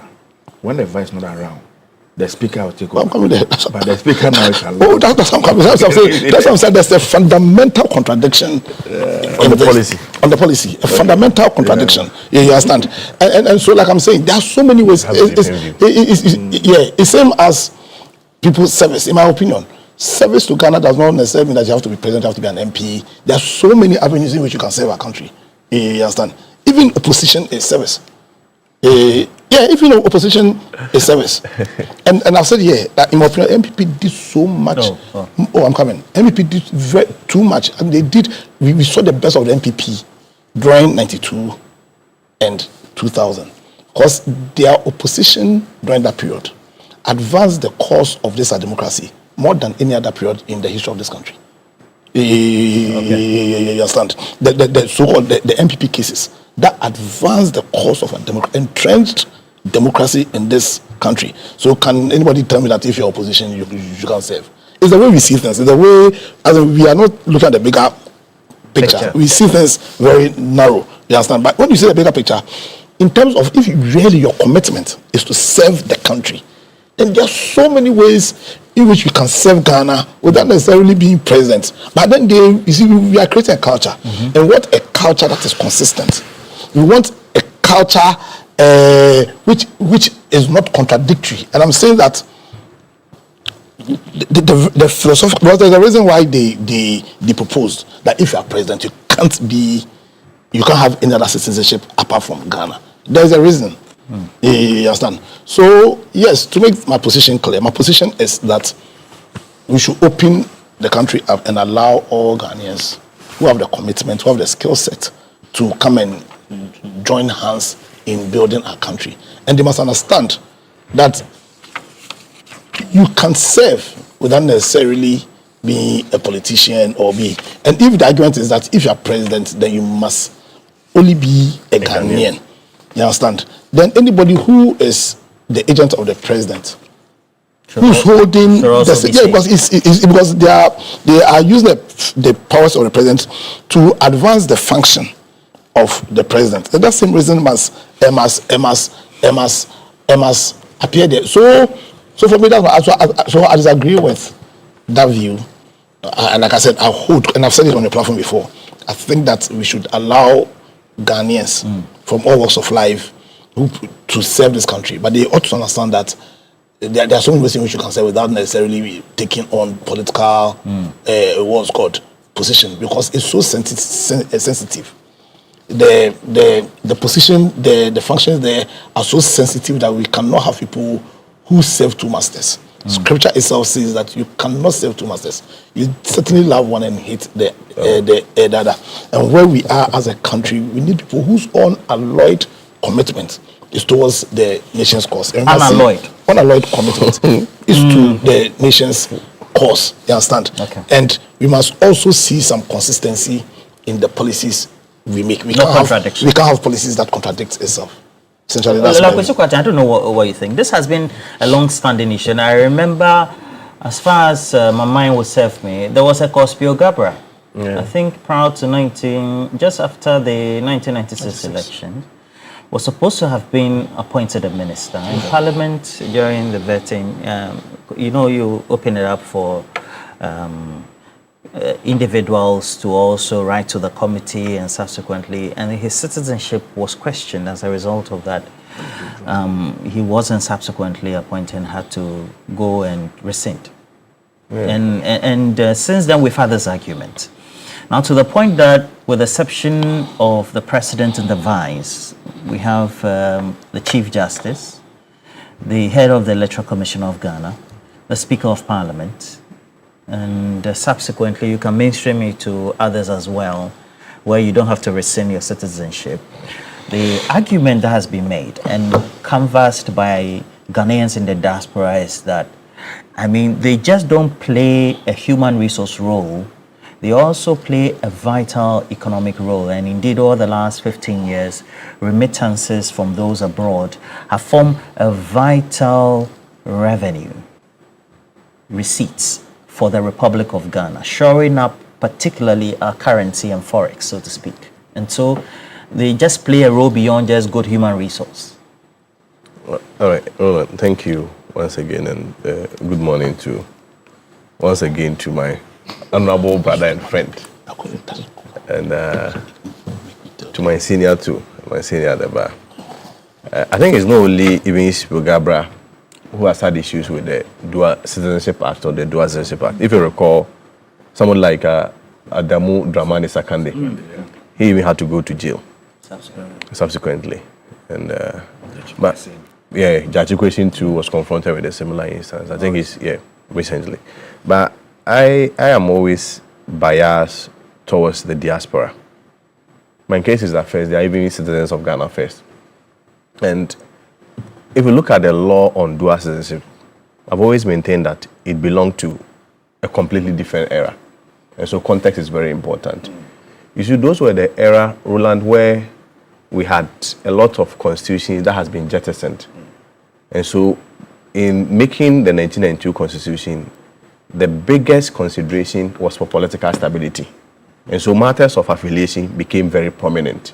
And not only affiliation, but matters of loyalty was very prominent then.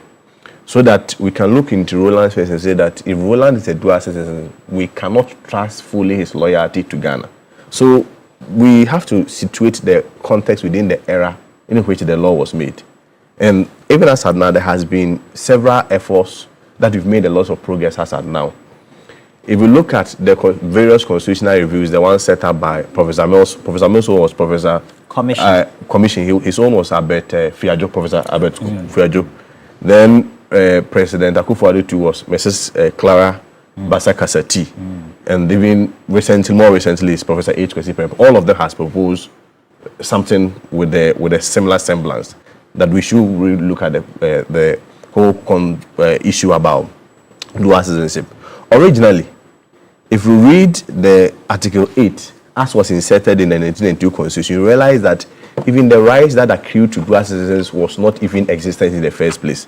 And Roland, with your permission, I read, subject to this article, a citizen of Ghana shall cease forthwith to be a citizen of Ghana if on attaining the age of 21 years, he by voluntary act other than marriage acquires or retains the citizenship of a country other than Ghana. So in 1992, if you wanted to even be a citizen of another country, automatically you forfeit your status as a citizen of Ghana. But gradually there was a progress. In 96, if you look at the first page of the Constitution, you know that in 96 there was an amendment to our Constitution. Then by the act of the amendment, now Article 8 of the Constitution was repealed and the following was inserted: that a citizen of Ghana may hold the citizenship of any other country in addition to his citizenship of Ghana. So at that time, the fears that we had in 1992 was not so much prominent in 1996. Why do you think so? Because we felt that the era of political instability gradually was reducing. And now we're attaining much of political stability. So therefore, we're not so much threatened on the subject of loyalty to the country or allegiance. Now, it has more to do with how we can be able to develop our country. So the context, that's why I said that the law then belonged to a different era. But this day, we are in a global world. Talents are being hunted. We have Ghanaians who are doing so wonderful in the US, in Hong Kong, in China, which first of all, they are Ghanaians first. Again, I want to make the point that when we talk about allegiance or patriotism, it is not measured, and at no point should allegiance or patriotism be measured by the passport that you hold. That if you hold two passports, automatically you are not allegiant. Indeed, and I've always argued and maintained that the highest form of offense and crime ever stated in our Constitution has always been treason. Yeah. Treason has never been committed by a dual citizenship in the history of Ghana. All the highest form of offense that has been committed against Ghana has always been done by Ghanaians. But what about other countries? They're particularly... No, the context of the conversation for me is Ghana, yes. Okay. So if you look at the highest, even corruption, The people have argued that, oh, when they steal and they are citizens of other country, they should be able to flee to another country. See, the people that steal in this country are not dual citizens. So most of the fears that we have, they are completely unfounded if we are being very objective and not being sentimental. If you want to measure the commitment of every other person, it should be by the person's conduct. It is a more reason why, Roland, you need to put safeguard mechanisms so that you don't just leave people on integrity tests to their own discretion, but there are safeguard mechanisms and systems. And me, I don't agree that the country that has almost ceded every important sector of our economy to foreign nationals. Go to the extractive sector. You go to Atuabo here, ENI, an Italian company, is extracting our oil. You go to Takwa, is it Anglo Gold or Goldfields, the South African company? Goldfields. Yeah, Goldfields. They are extracting our gold. Our telcos is MTN, that is the biggest giant. Even the food we import, go to even road construction, all the good roads that has been constructed in our country largely are from this foreign experts. So on one side, it looks like we are playing the ostrich game and we are just being objective and we are being sentimental. So Quating, yes. I think invariably, yes, we have some key views from those who are watching us currently on Facebook. Yes. And I would want to just go through a number of them. Very so well. Mani Nimani, who lives in the UK, his children are UK citizens, but are Ghanaians invariably. He's also a UK citizen, but also a Ghanaian, invariably. Says that, just imagine our foreign minister is a dual citizen of South Africa. And then we have diplomatic tensions with South Africa. Is that going to help or not help? I was coming there. And then we have a Korean who is ambassador to South Korea. Look at the technology in Korea. If he was a dual citizen, at least it would just benefit us just going beyond he being a Ghanaian. And he has. And then they also add Kenuforiata, that you have a dual citizen, he holds 2 passports, he does a wrong in government, and then immediately his party is off power, he absconds. Indeed, the facts doesn't support it. Assuming we without admitting, you have to go by his logic and assume that Kenuforiata has committed offense and he fled away. He didn't flee away as a dual citizen. He fled away as a Ghanaian citizen. So that argument doesn't suffice. When Sedona went out of the country, when she was facing trials, she didn't live here as a dual citizen. That's why I said that even the highest form of offense in this country, which is treason, in the history of the country, has never been committed by dual citizens. I get the point that he's making. You see, we need to understand even the context of dual citizenship. If you have, and I'm surprised it's coming from somebody who lives abroad. You see, people who live abroad, the decision to hold the passports of other country has nothing to do with allegiance. It has more been motivated by opportunities. The economic value. Yeah, the economic opportunities and economic reasons, safety and sometimes security. So that if I give birth in the US, I wouldn't wait till my children get to the university and I pay school fees as international students. I have to naturalize my children there so that they can take advantage of the US system. So that when they are going to have healthcare in the US, when it has to do with matters of mortgage, they don't struggle. It has nothing to do with allegiance. Indeed, Antoine Semenyo is a dual citizen. Are you suggesting to me that when Ghana was playing with UK, when he has opportunity to score UK, he would rather turn the ball and come and score Ghana? So me, I've come to the realization and the conclusion that most of these fears are completely unfounded. That's why I referred us to context. Now, where is the context? The context is that this law completely belonged to a completely different era. At the time, political stability and instability was the question of the day that citizens and Ghanaians ought to answer. This time around, our decision is not only political, it also has to be developmental. You were making a point about the expertise that we are just wasting them. Interestingly, Roland, a dual citizen comes to Ghana, he's a doctor. He's able to work in Kolebu. That way we don't question his allegiance that he will kill patients. Automatically, when that person becomes a minister of health, that way we question his dual citizenship and allegiance. That way we question his allegiance. A dual citizen comes to University of Ghana or KNUST or UEW, becomes a lecturer. We don't question his allegiance in teaching our students well. When he becomes a minister for education, all of a sudden we question his allegiance. So I am saying that instead of excluding them, we should rather build safeguard mechanisms that will integrate them, because first of all, they are Ghanaians first. But your own constitution from 96, the amendment that you did, your own constitution is telling that they are Ghanaians first. So on what basis will you say that, oh, some Ghanaians are better than other Ghanaians, whilst your own constitution does not agree. On the subject matter of whether or not president should be dual citizen, I'm not in DC, but largely I understand the context of that proposal, that when it comes to president and whatever, they should exclude them. Yes, because you see, I gave you instances of where the era in which the law belonged to and how progressive it's become, to the extent that Article 8 of the 1992 Constitution barred anything like dual citizenship. Initially. By 96, the amendment that was done then gave some room for dual citizenship to operate. So gradually, you never know. We may even get to a situation where our president could be dual citizen, because we are almost like a global community who interact with each other. And I'm saying that our affairs are not founded. All the sensitive sectors in the economy are run by foreign nationals. The extractive industry are run by foreign nationals. The telcos industry, even the banks are controlled by foreign nationals. So what is your fear again? You hire foreign coach, and he said that when it comes to dual citizenship, even your national team. Your national team are even.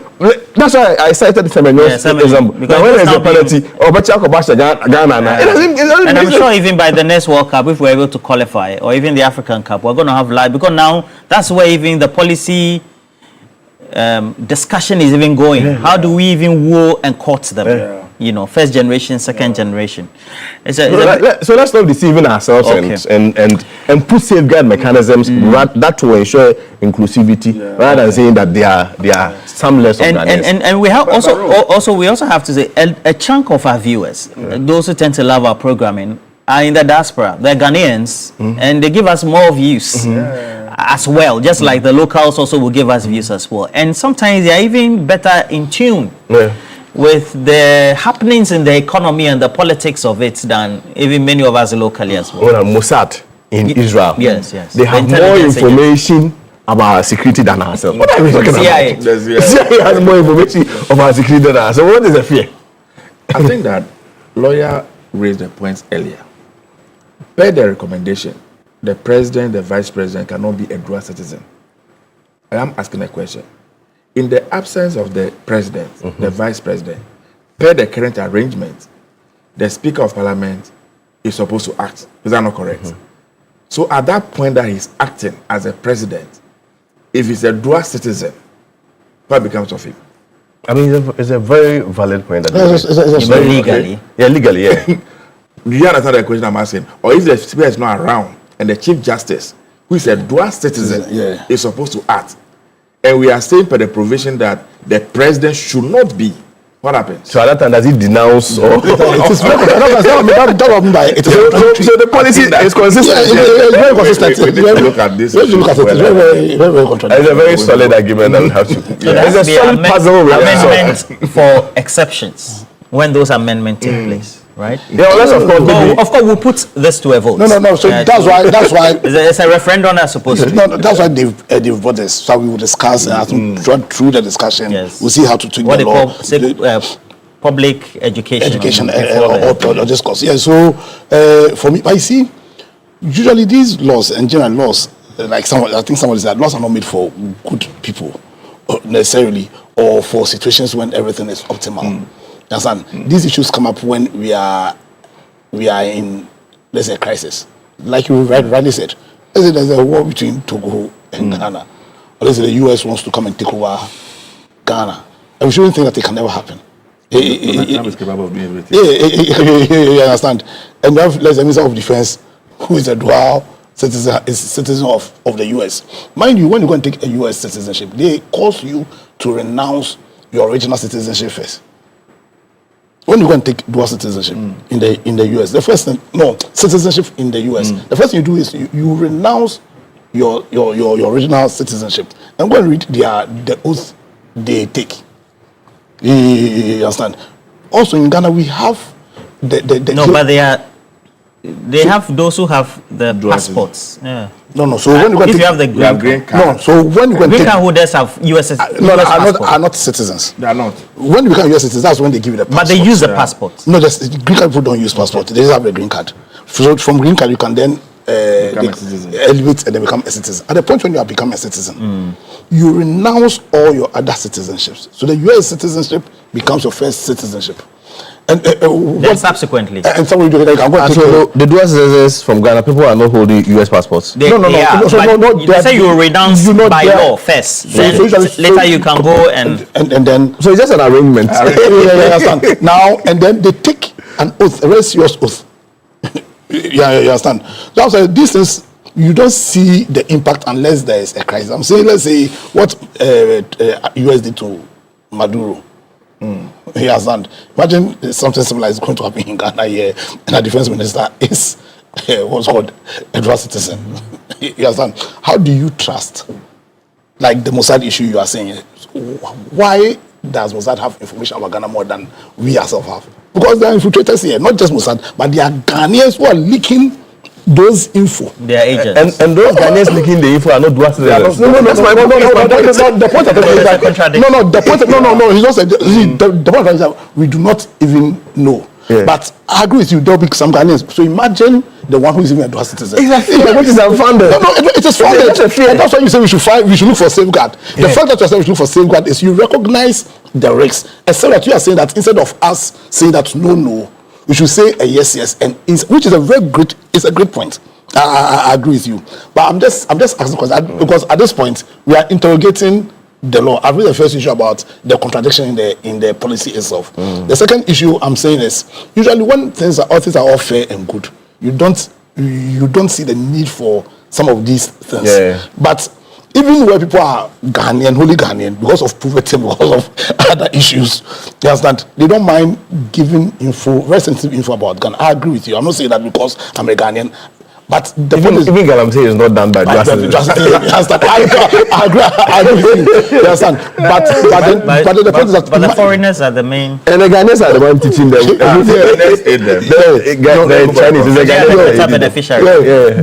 Because even in countries like Germany where they don't even allow for justice, I think it's not that they want to change. There are some countries that don't allow for dual citizenship at all. But US, I checked, US allows. US allows. I'm saying US allows. No, US allows. There are a lot of US allows, except that you have to renounce your original citizenship first. You acquire them before you become a second. And then you but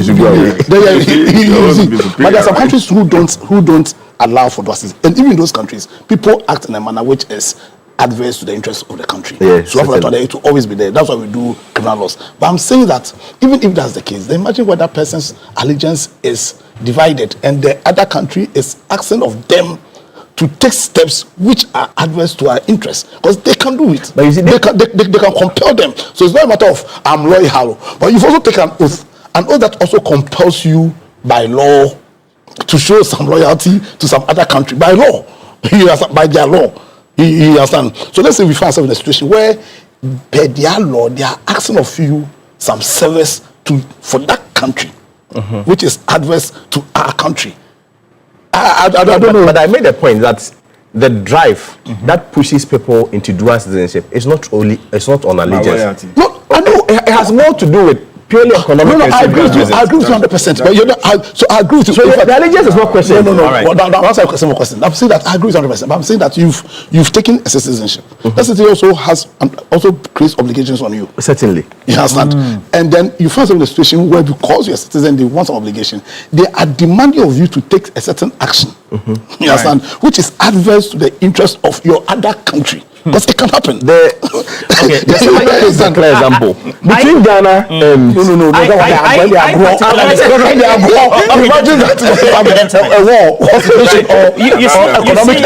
you see how we all agree we should, but at the same time we are pointing out the flaws, and then sometimes the lacuna or the dichotomy that people face subsequently in the implementation. Because our viewers knew that Mills, for example, Justice. I don't know whether he's Finnish. I don't know. He lives in Finland. All right. So I'm sure that he has citizenship. And he said, but if you have a dual citizenship of a country like the USA, and the USA is at war with Ghana, you fight for the USA. I think it's for the economic value of it, because you have to weigh. Which one gives you better value? Then Patrick is also watching from the UK. Those citizens are always fighting. Why are you looking at them? No. That's why we are looking. No, exactly. The people who have been betraying this country most. And then Patrick also says that in the UK, he says in the UK, we swear an oath to pay. People will will, if you like it or not, even people one citizen, they will act in a manner that is not in the interest of that country. Okay. It is there. If citizens like that, so It's there. But the point that when there's right now there's a law that is backing you, or in fact that's demanding of you to take actions against your other citizenship. Like Ghana, you understand? So you are a US citizen. Now they want some economic espionage on Ghana. Yeah, certainly that action. Maybe they want to know the mine sites. These are all speculative fears. No, but they happen in America. But you police what's what Iran? They knew where Ayatollah was. You think it was okay? And they don't think it was a good to get the information. No, I'm not saying that you are not understanding. No, you don't understand my point. I'm saying that. So you guys don't understand my point. The point is that even where we don't have dual citizens, there's a history of people who just have one citizenship and acting in a manner that is inimical to the interests of their country. Is there? But I'm saying where you have a dual citizenship, this one there can be a law per the second country that compels him. That obligates on him to act in a manner that is inimical to our interests. That's why I spoke about the safeguard mechanism. That's what I said. So we should consider it. Yes, it's a very good. But the point is that, like, and that's a typical example. I don't even want to talk about war because in our mind we think that war. Every day is war. No, we think war is far fetched. In our mind, we think war is far, but there could be a trade war. You understand? Where probably the minister, let's say, of finance here is also a citizen of America, and they quietly. I think this topic they suit you people, so let's do Sedina. Patrick is watching us from the UK. Patrick basically says that they also swear. He says we also swear an oath to pay allegiance to the king of the UK. So I see Zilis Dwayne Shatawale fan. He's a British citizen as well. Good morning to you, Zilis Dwayne, Liverpool. And then Charles Thompson, Uncle Charles Thompson. Good morning. He's also a UK citizen. I don't know what he makes of this, but it's quite interesting.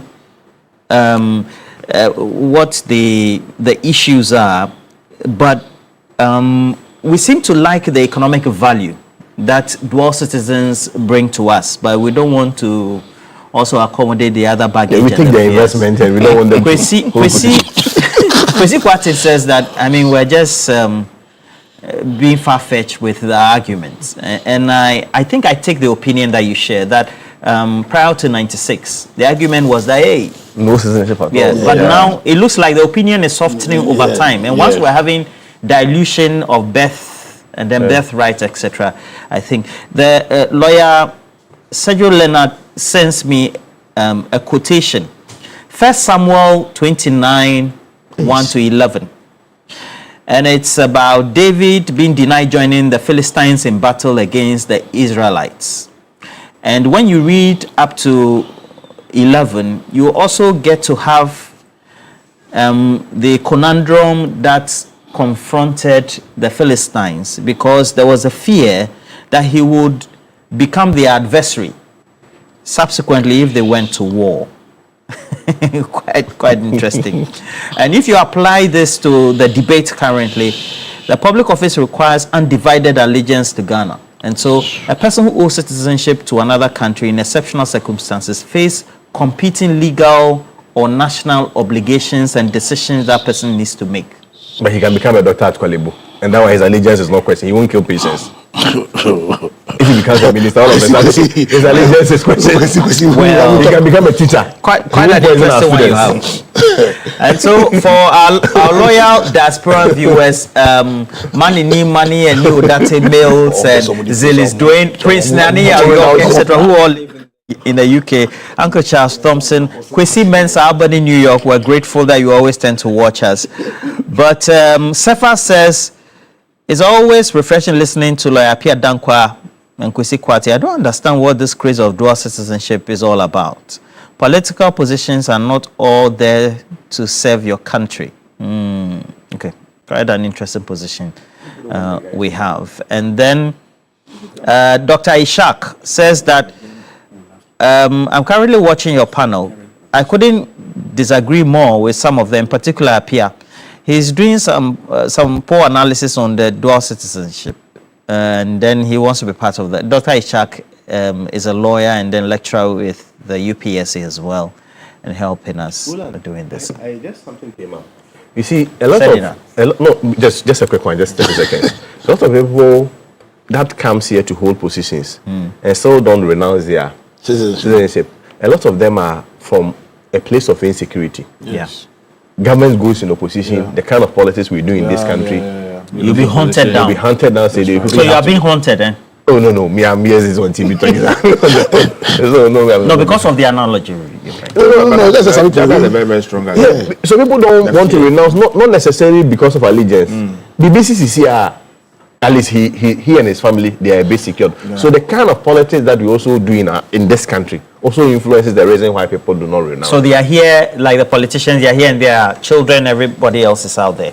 Even ordinary citizens, full citizens. The Speaker of Parliament is against that. I think his experience, he says it's not a good thing, having your children out, because in your old age, they don't come to you. But Alhaji Kupsin says, I say no to dual citizenship, taking ministerial positions. Ken Oforiatta on my mind. Kwesi Kwarteng says disabuse. Yes, of course. He's not a dual citizen. Yes, but he's saying just in case he he's speculative again. He's not a dual citizen. Yeah. Said is not a dual citizen. None of them are dual citizens. No, I'm not saying that. I'm saying he's saying that. I'm just reminding the former Attorney General has issued a statement and some sharp rebuttals from him as well. He believes that when it comes to the position, there seem to be two sets of laws for two sets of people in Ghana, and it's in relation to the position that has been taken in that judgment by the Court of Appeal based on what the grounds of appeal were from the lawyers of the before convicted Sedina Atieno.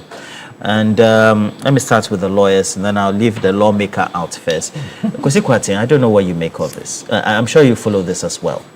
Yes, let's spend. Let me give you 7 minutes on this. The damage statement. Yes. Yeah. And then what it also means in itself in the overall analysis. You've read the judgment. You are an astute upcoming lawyer as well. You tend to make poignant arguments. Let's look at the pros and cons. I read that statement, and I also read the decision of the court. Yeah.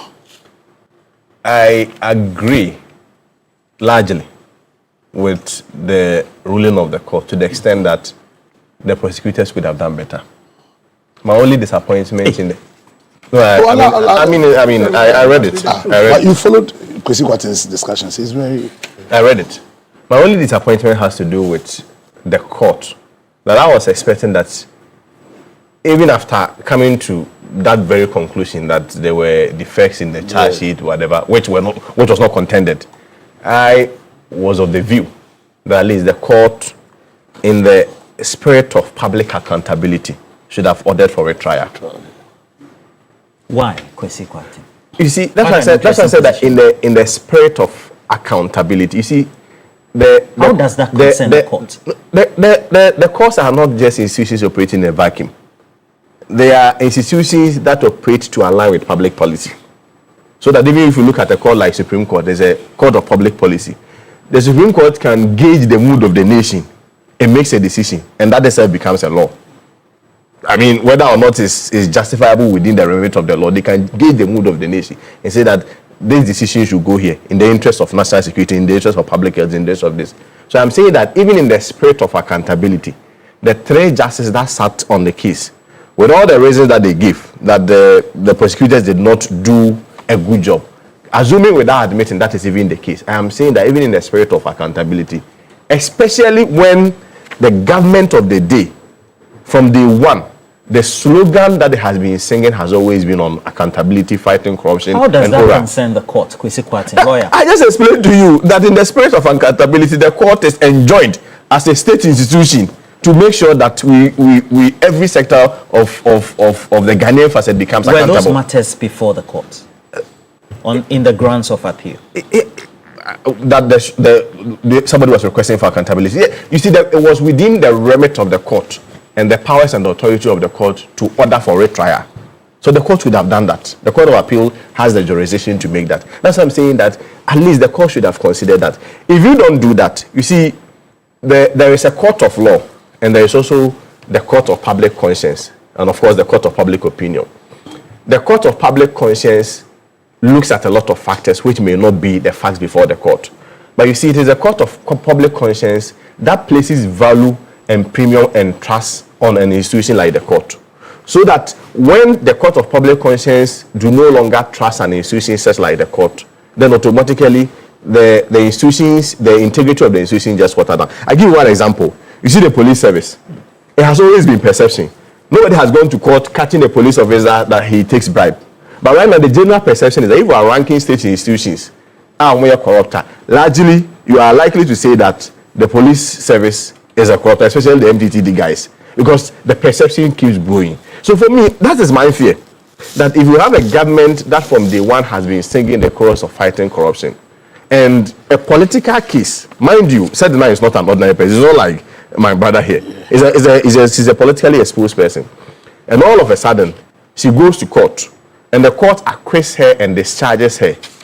It wouldn't be far-fetched if anybody sits behind the roof and start assuming that it was politically motivated. That's why I'm saying that the court could have done us a greatest good by at least ordering for a retrial.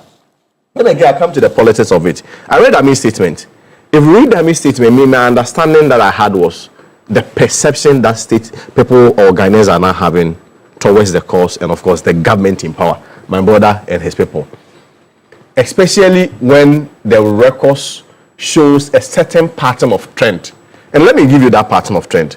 If you look at the Stephen, let me start with that Atuforcing case.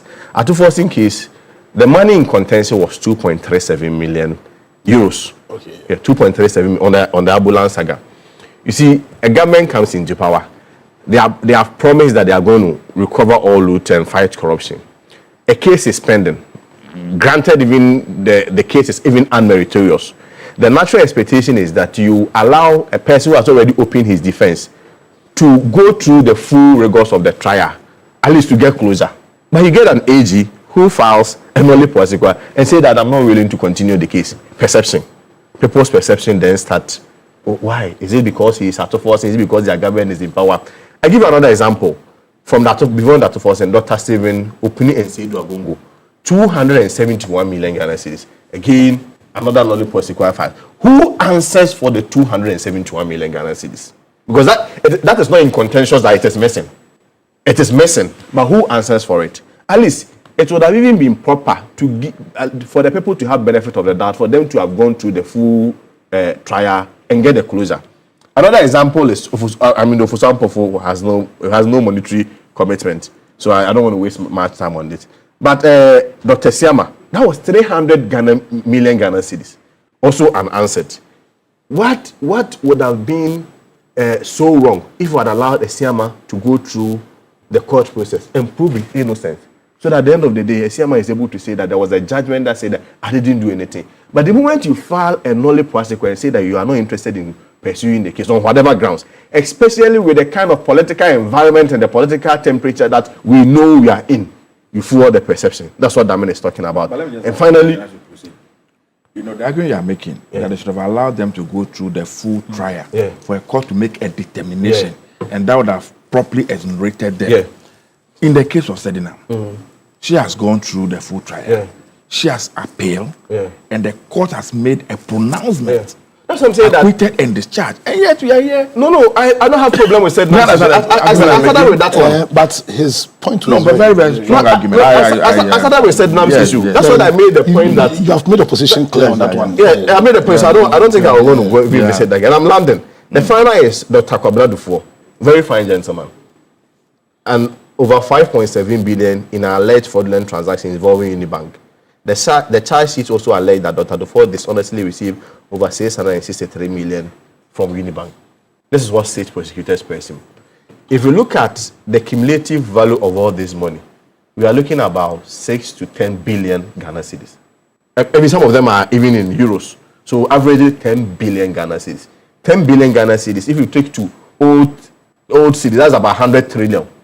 And these are monies that we agree on principle that has been looted from the state coffers. What would have the government lost if at least they would have just allowed these people to have gone through the process and then finish and get closer? So that at least we all know that, like Chatuchi Kata KB went to court, they say, oh, we didn't do anything.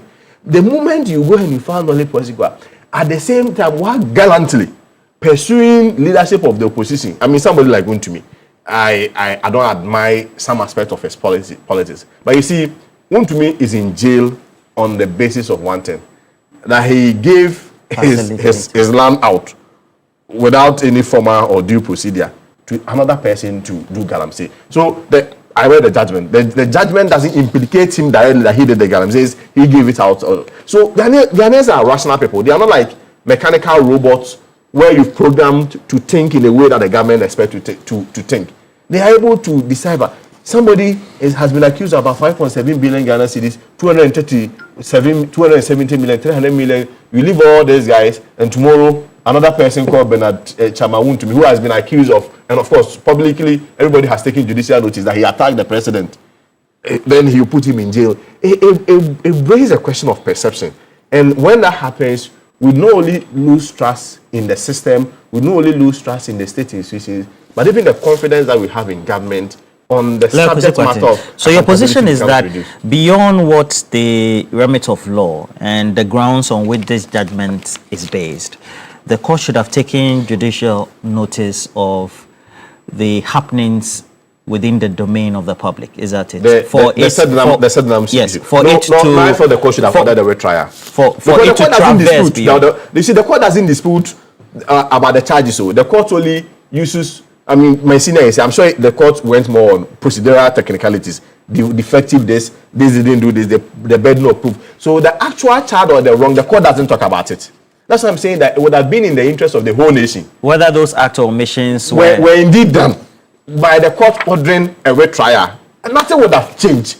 And I'm not sure anybody would have incurred injustice if the court had ordered for retrial, that we see this was not done properly, we see this is defective, we see this that the judge erred, so therefore go for a retrial. And it has always been happening. At every point, there has always been ordering for retrials. So for you to, for all the three judges to unanimously say that we've acquitted and discharged me, I mean, we may pretend under the umbrella of the law that, oh, the law is the law, the judges are indeed. I mean, there have been bad laws, there have been foolish laws. If you look at the Nuremberg trial, Hitler and co., they were justifying their position of murders with law. Slavery was backed by law. Apartheid was backed by law. So when people say, oh, the law is the law, fine.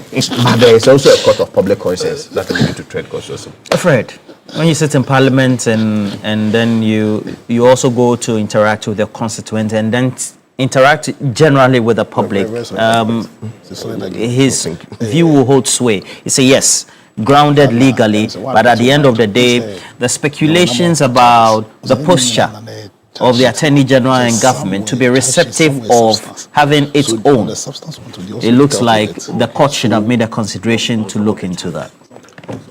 I think that I largely agree with the concerns that has been raised by my brother Kwesi Kwarteng on this particular subject matter. I agree that public perception is very, very key in the governance, system that we have. Unfortunately, they are lawyers, and they will tell you that this country is not governed by emotions and sentiments. The nation is governed by law, and so the only time you can accuse anybody of wrongdoing is when a law of competent, the Court of Competent Jurisdiction has made a pronouncement to that effect. Now, sometimes I struggle to understand why we draw the executive arm of government into issues like this. When we listen, we read the statement that was issued by Dami, for instance. You led the judiciary not too long ago. You were the Attorney General of this country. Now, who is he accusing? Is it the judges? Or is it the executive government? Who is he accusing now? Is he now saying that the institution that he was a leader of not too long ago had become so biased, had become so insensitive to, the concerns of ordinary citizens? When I read this, I didn't really get what he was trying to do. Was he accusing the judges of bias? What was he really trying to communicate in that statement? Because Sednam didn't sit in the house and acquitted and discharged herself. Her lawyers went to court. And like Kwesi said, Go and read all the reasons that the lawyers gave in law. The judges gave in law. They are correct. Is that not so? Your only argument is that they should have ordered for a retrial. That again is your view. I am aware that when this particular ruling came out, the Attorney General issued a statement and said they were going to appeal. Is that not so? That they were going to appeal the decision of the court.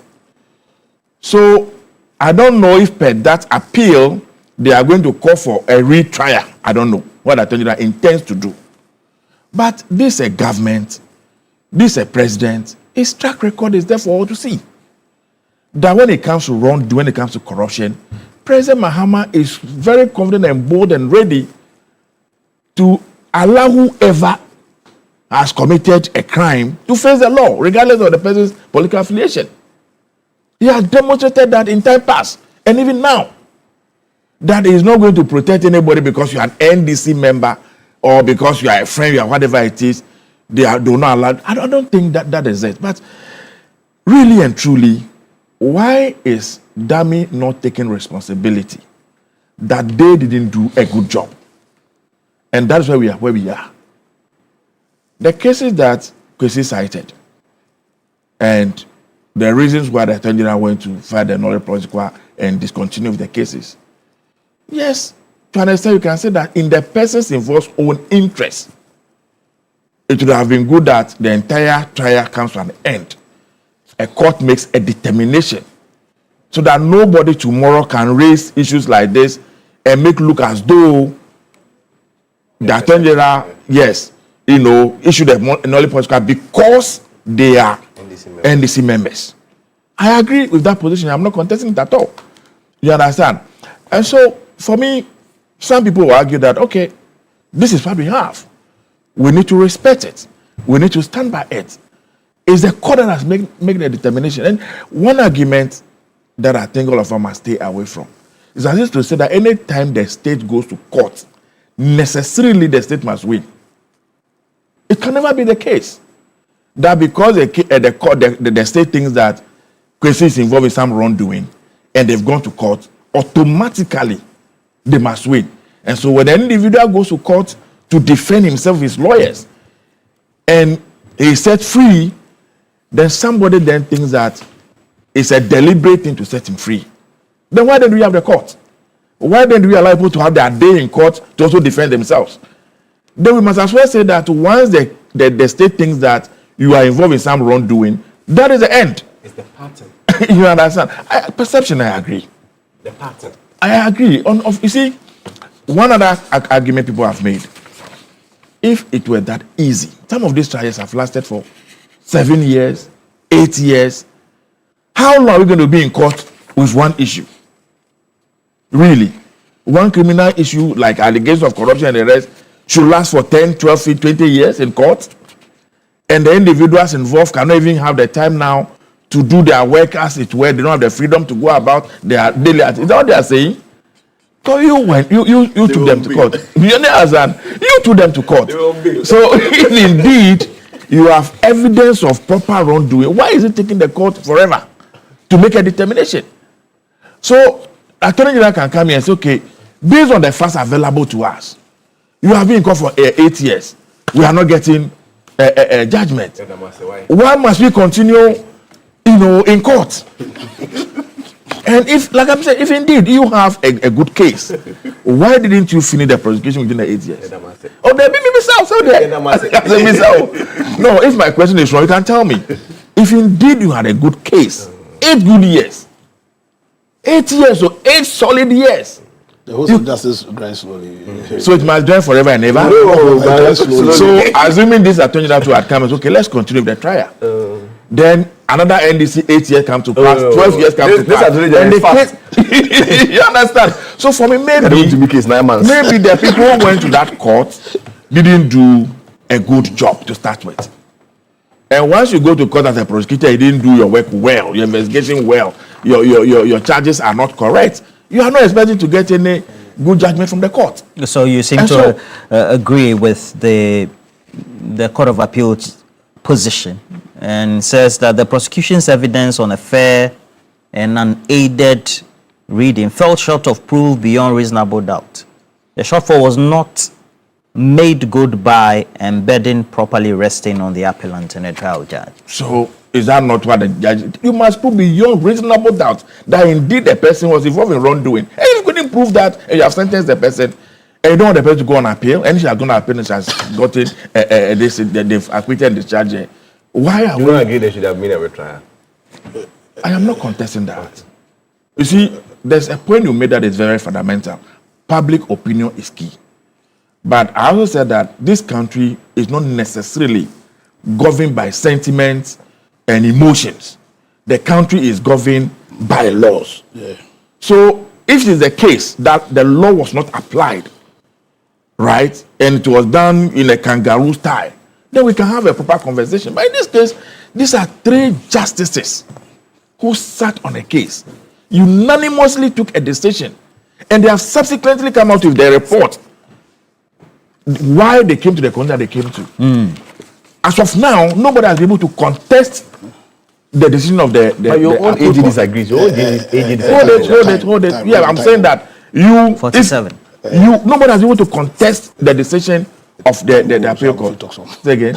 Oh, sorry. Okay, let me leave for the lawyer. Says you are over talking. No, he's over talking. But he's making it's just that the timing. So that's fine. So you are not moderating for him. Oh, sorry, forgive me. Oh, his God gave me a zoom. I've accepted. He's my brother. So you go ahead.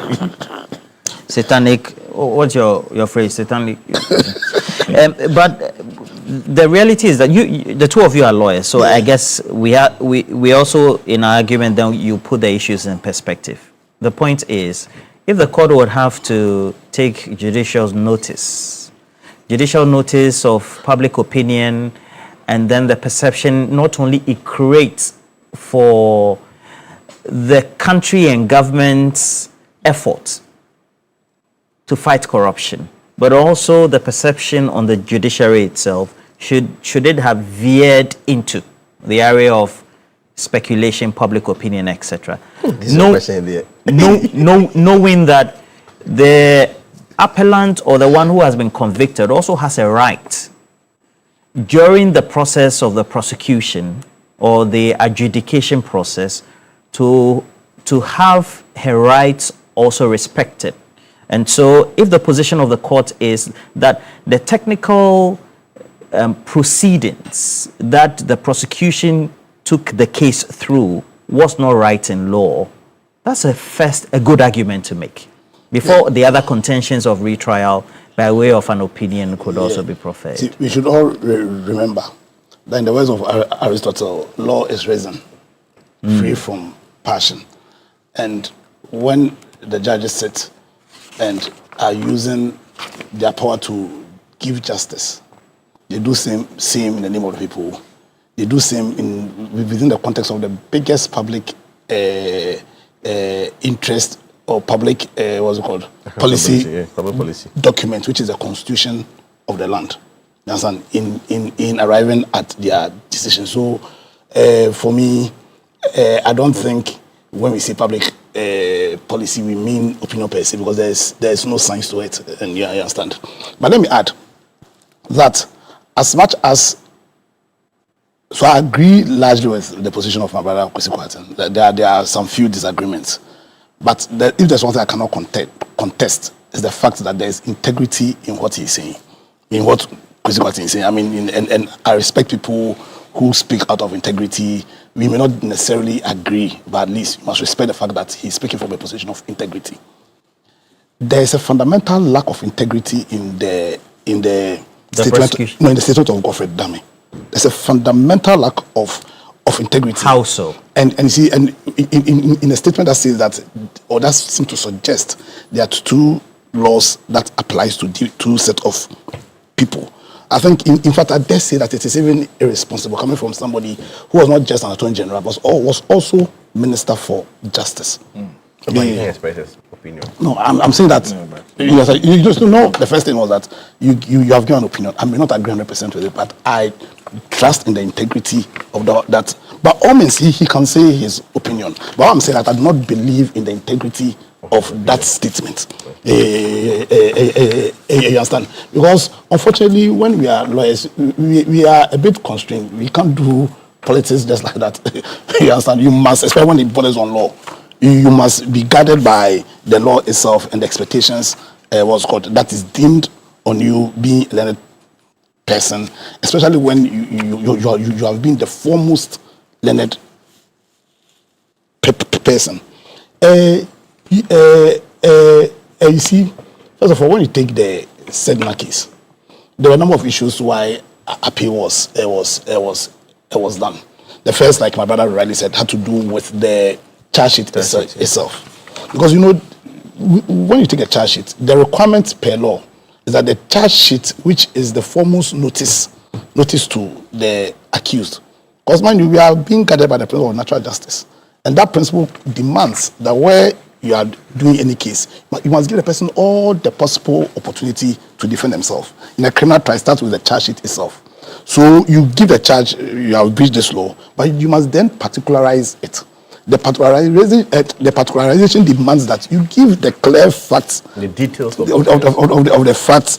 The demand is not for you to give evidence, forensic evidence, but that on this day you did this, and this, because every offense has what's called its particulars and the elements, and the particulars must show the elements on the face of it.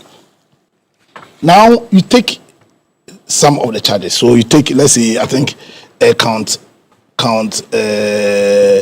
68, for instance, willfully causing financial loss to the state, contrary to section 179A3A of the, and there was the particulars. Sedinam Christine Tamakulu Atuyun on or about 5th December 2016 in Accra, in the Greater Accra region, willfully caused financial loss of the mentioned. Come on, are these particulars? Are these particulars? So when she went to court, what was she going to defend? Well, in respect of that, in paragraph 60, for the court said, those count disclose no willful conduct by the applicant. Exactly. So whether by act or omission, positive. I'm very glad that my brother, and I've had the privilege of, there was a case we started, we didn't finish, but at least we were on the same side. Yeah. He's a very sharp lawyer. I don't know too much about it. Criminal Procedure Law 101. The basic thing that we are taught is how to prepare a charge sheet. Every year, you know that when you're in the law school, when you're in the law school, you don't have question one, you prepare charge sheet. 25 marks. It's very, very fundamental. Very, very fundamental. And then you have the foremost lawyer of the land. No, but I'm not sure he did it. No, but he's that. Is that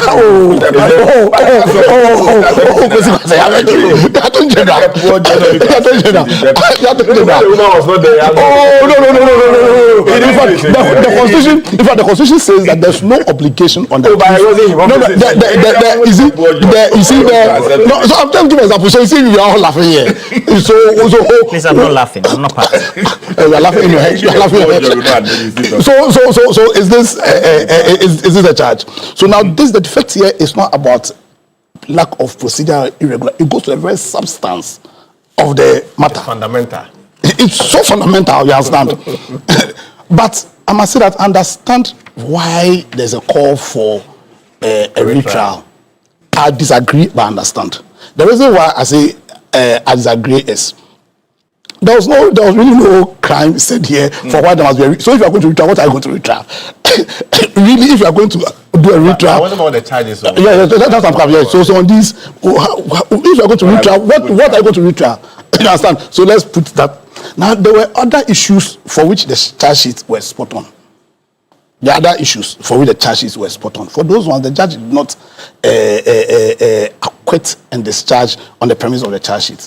She then went further and said, listen, it's also public policy that in a criminal case, because all of us are Ghanaians, when we did our constitution, said that recognize the purpose for our constitution is one, to protect our lives, our liberties, and our right to pursue our own happiness. You say the burden in terms of the evidence, the burden of proof there should be proved beyond all reasonable doubt. Beyond all reasonable doubt.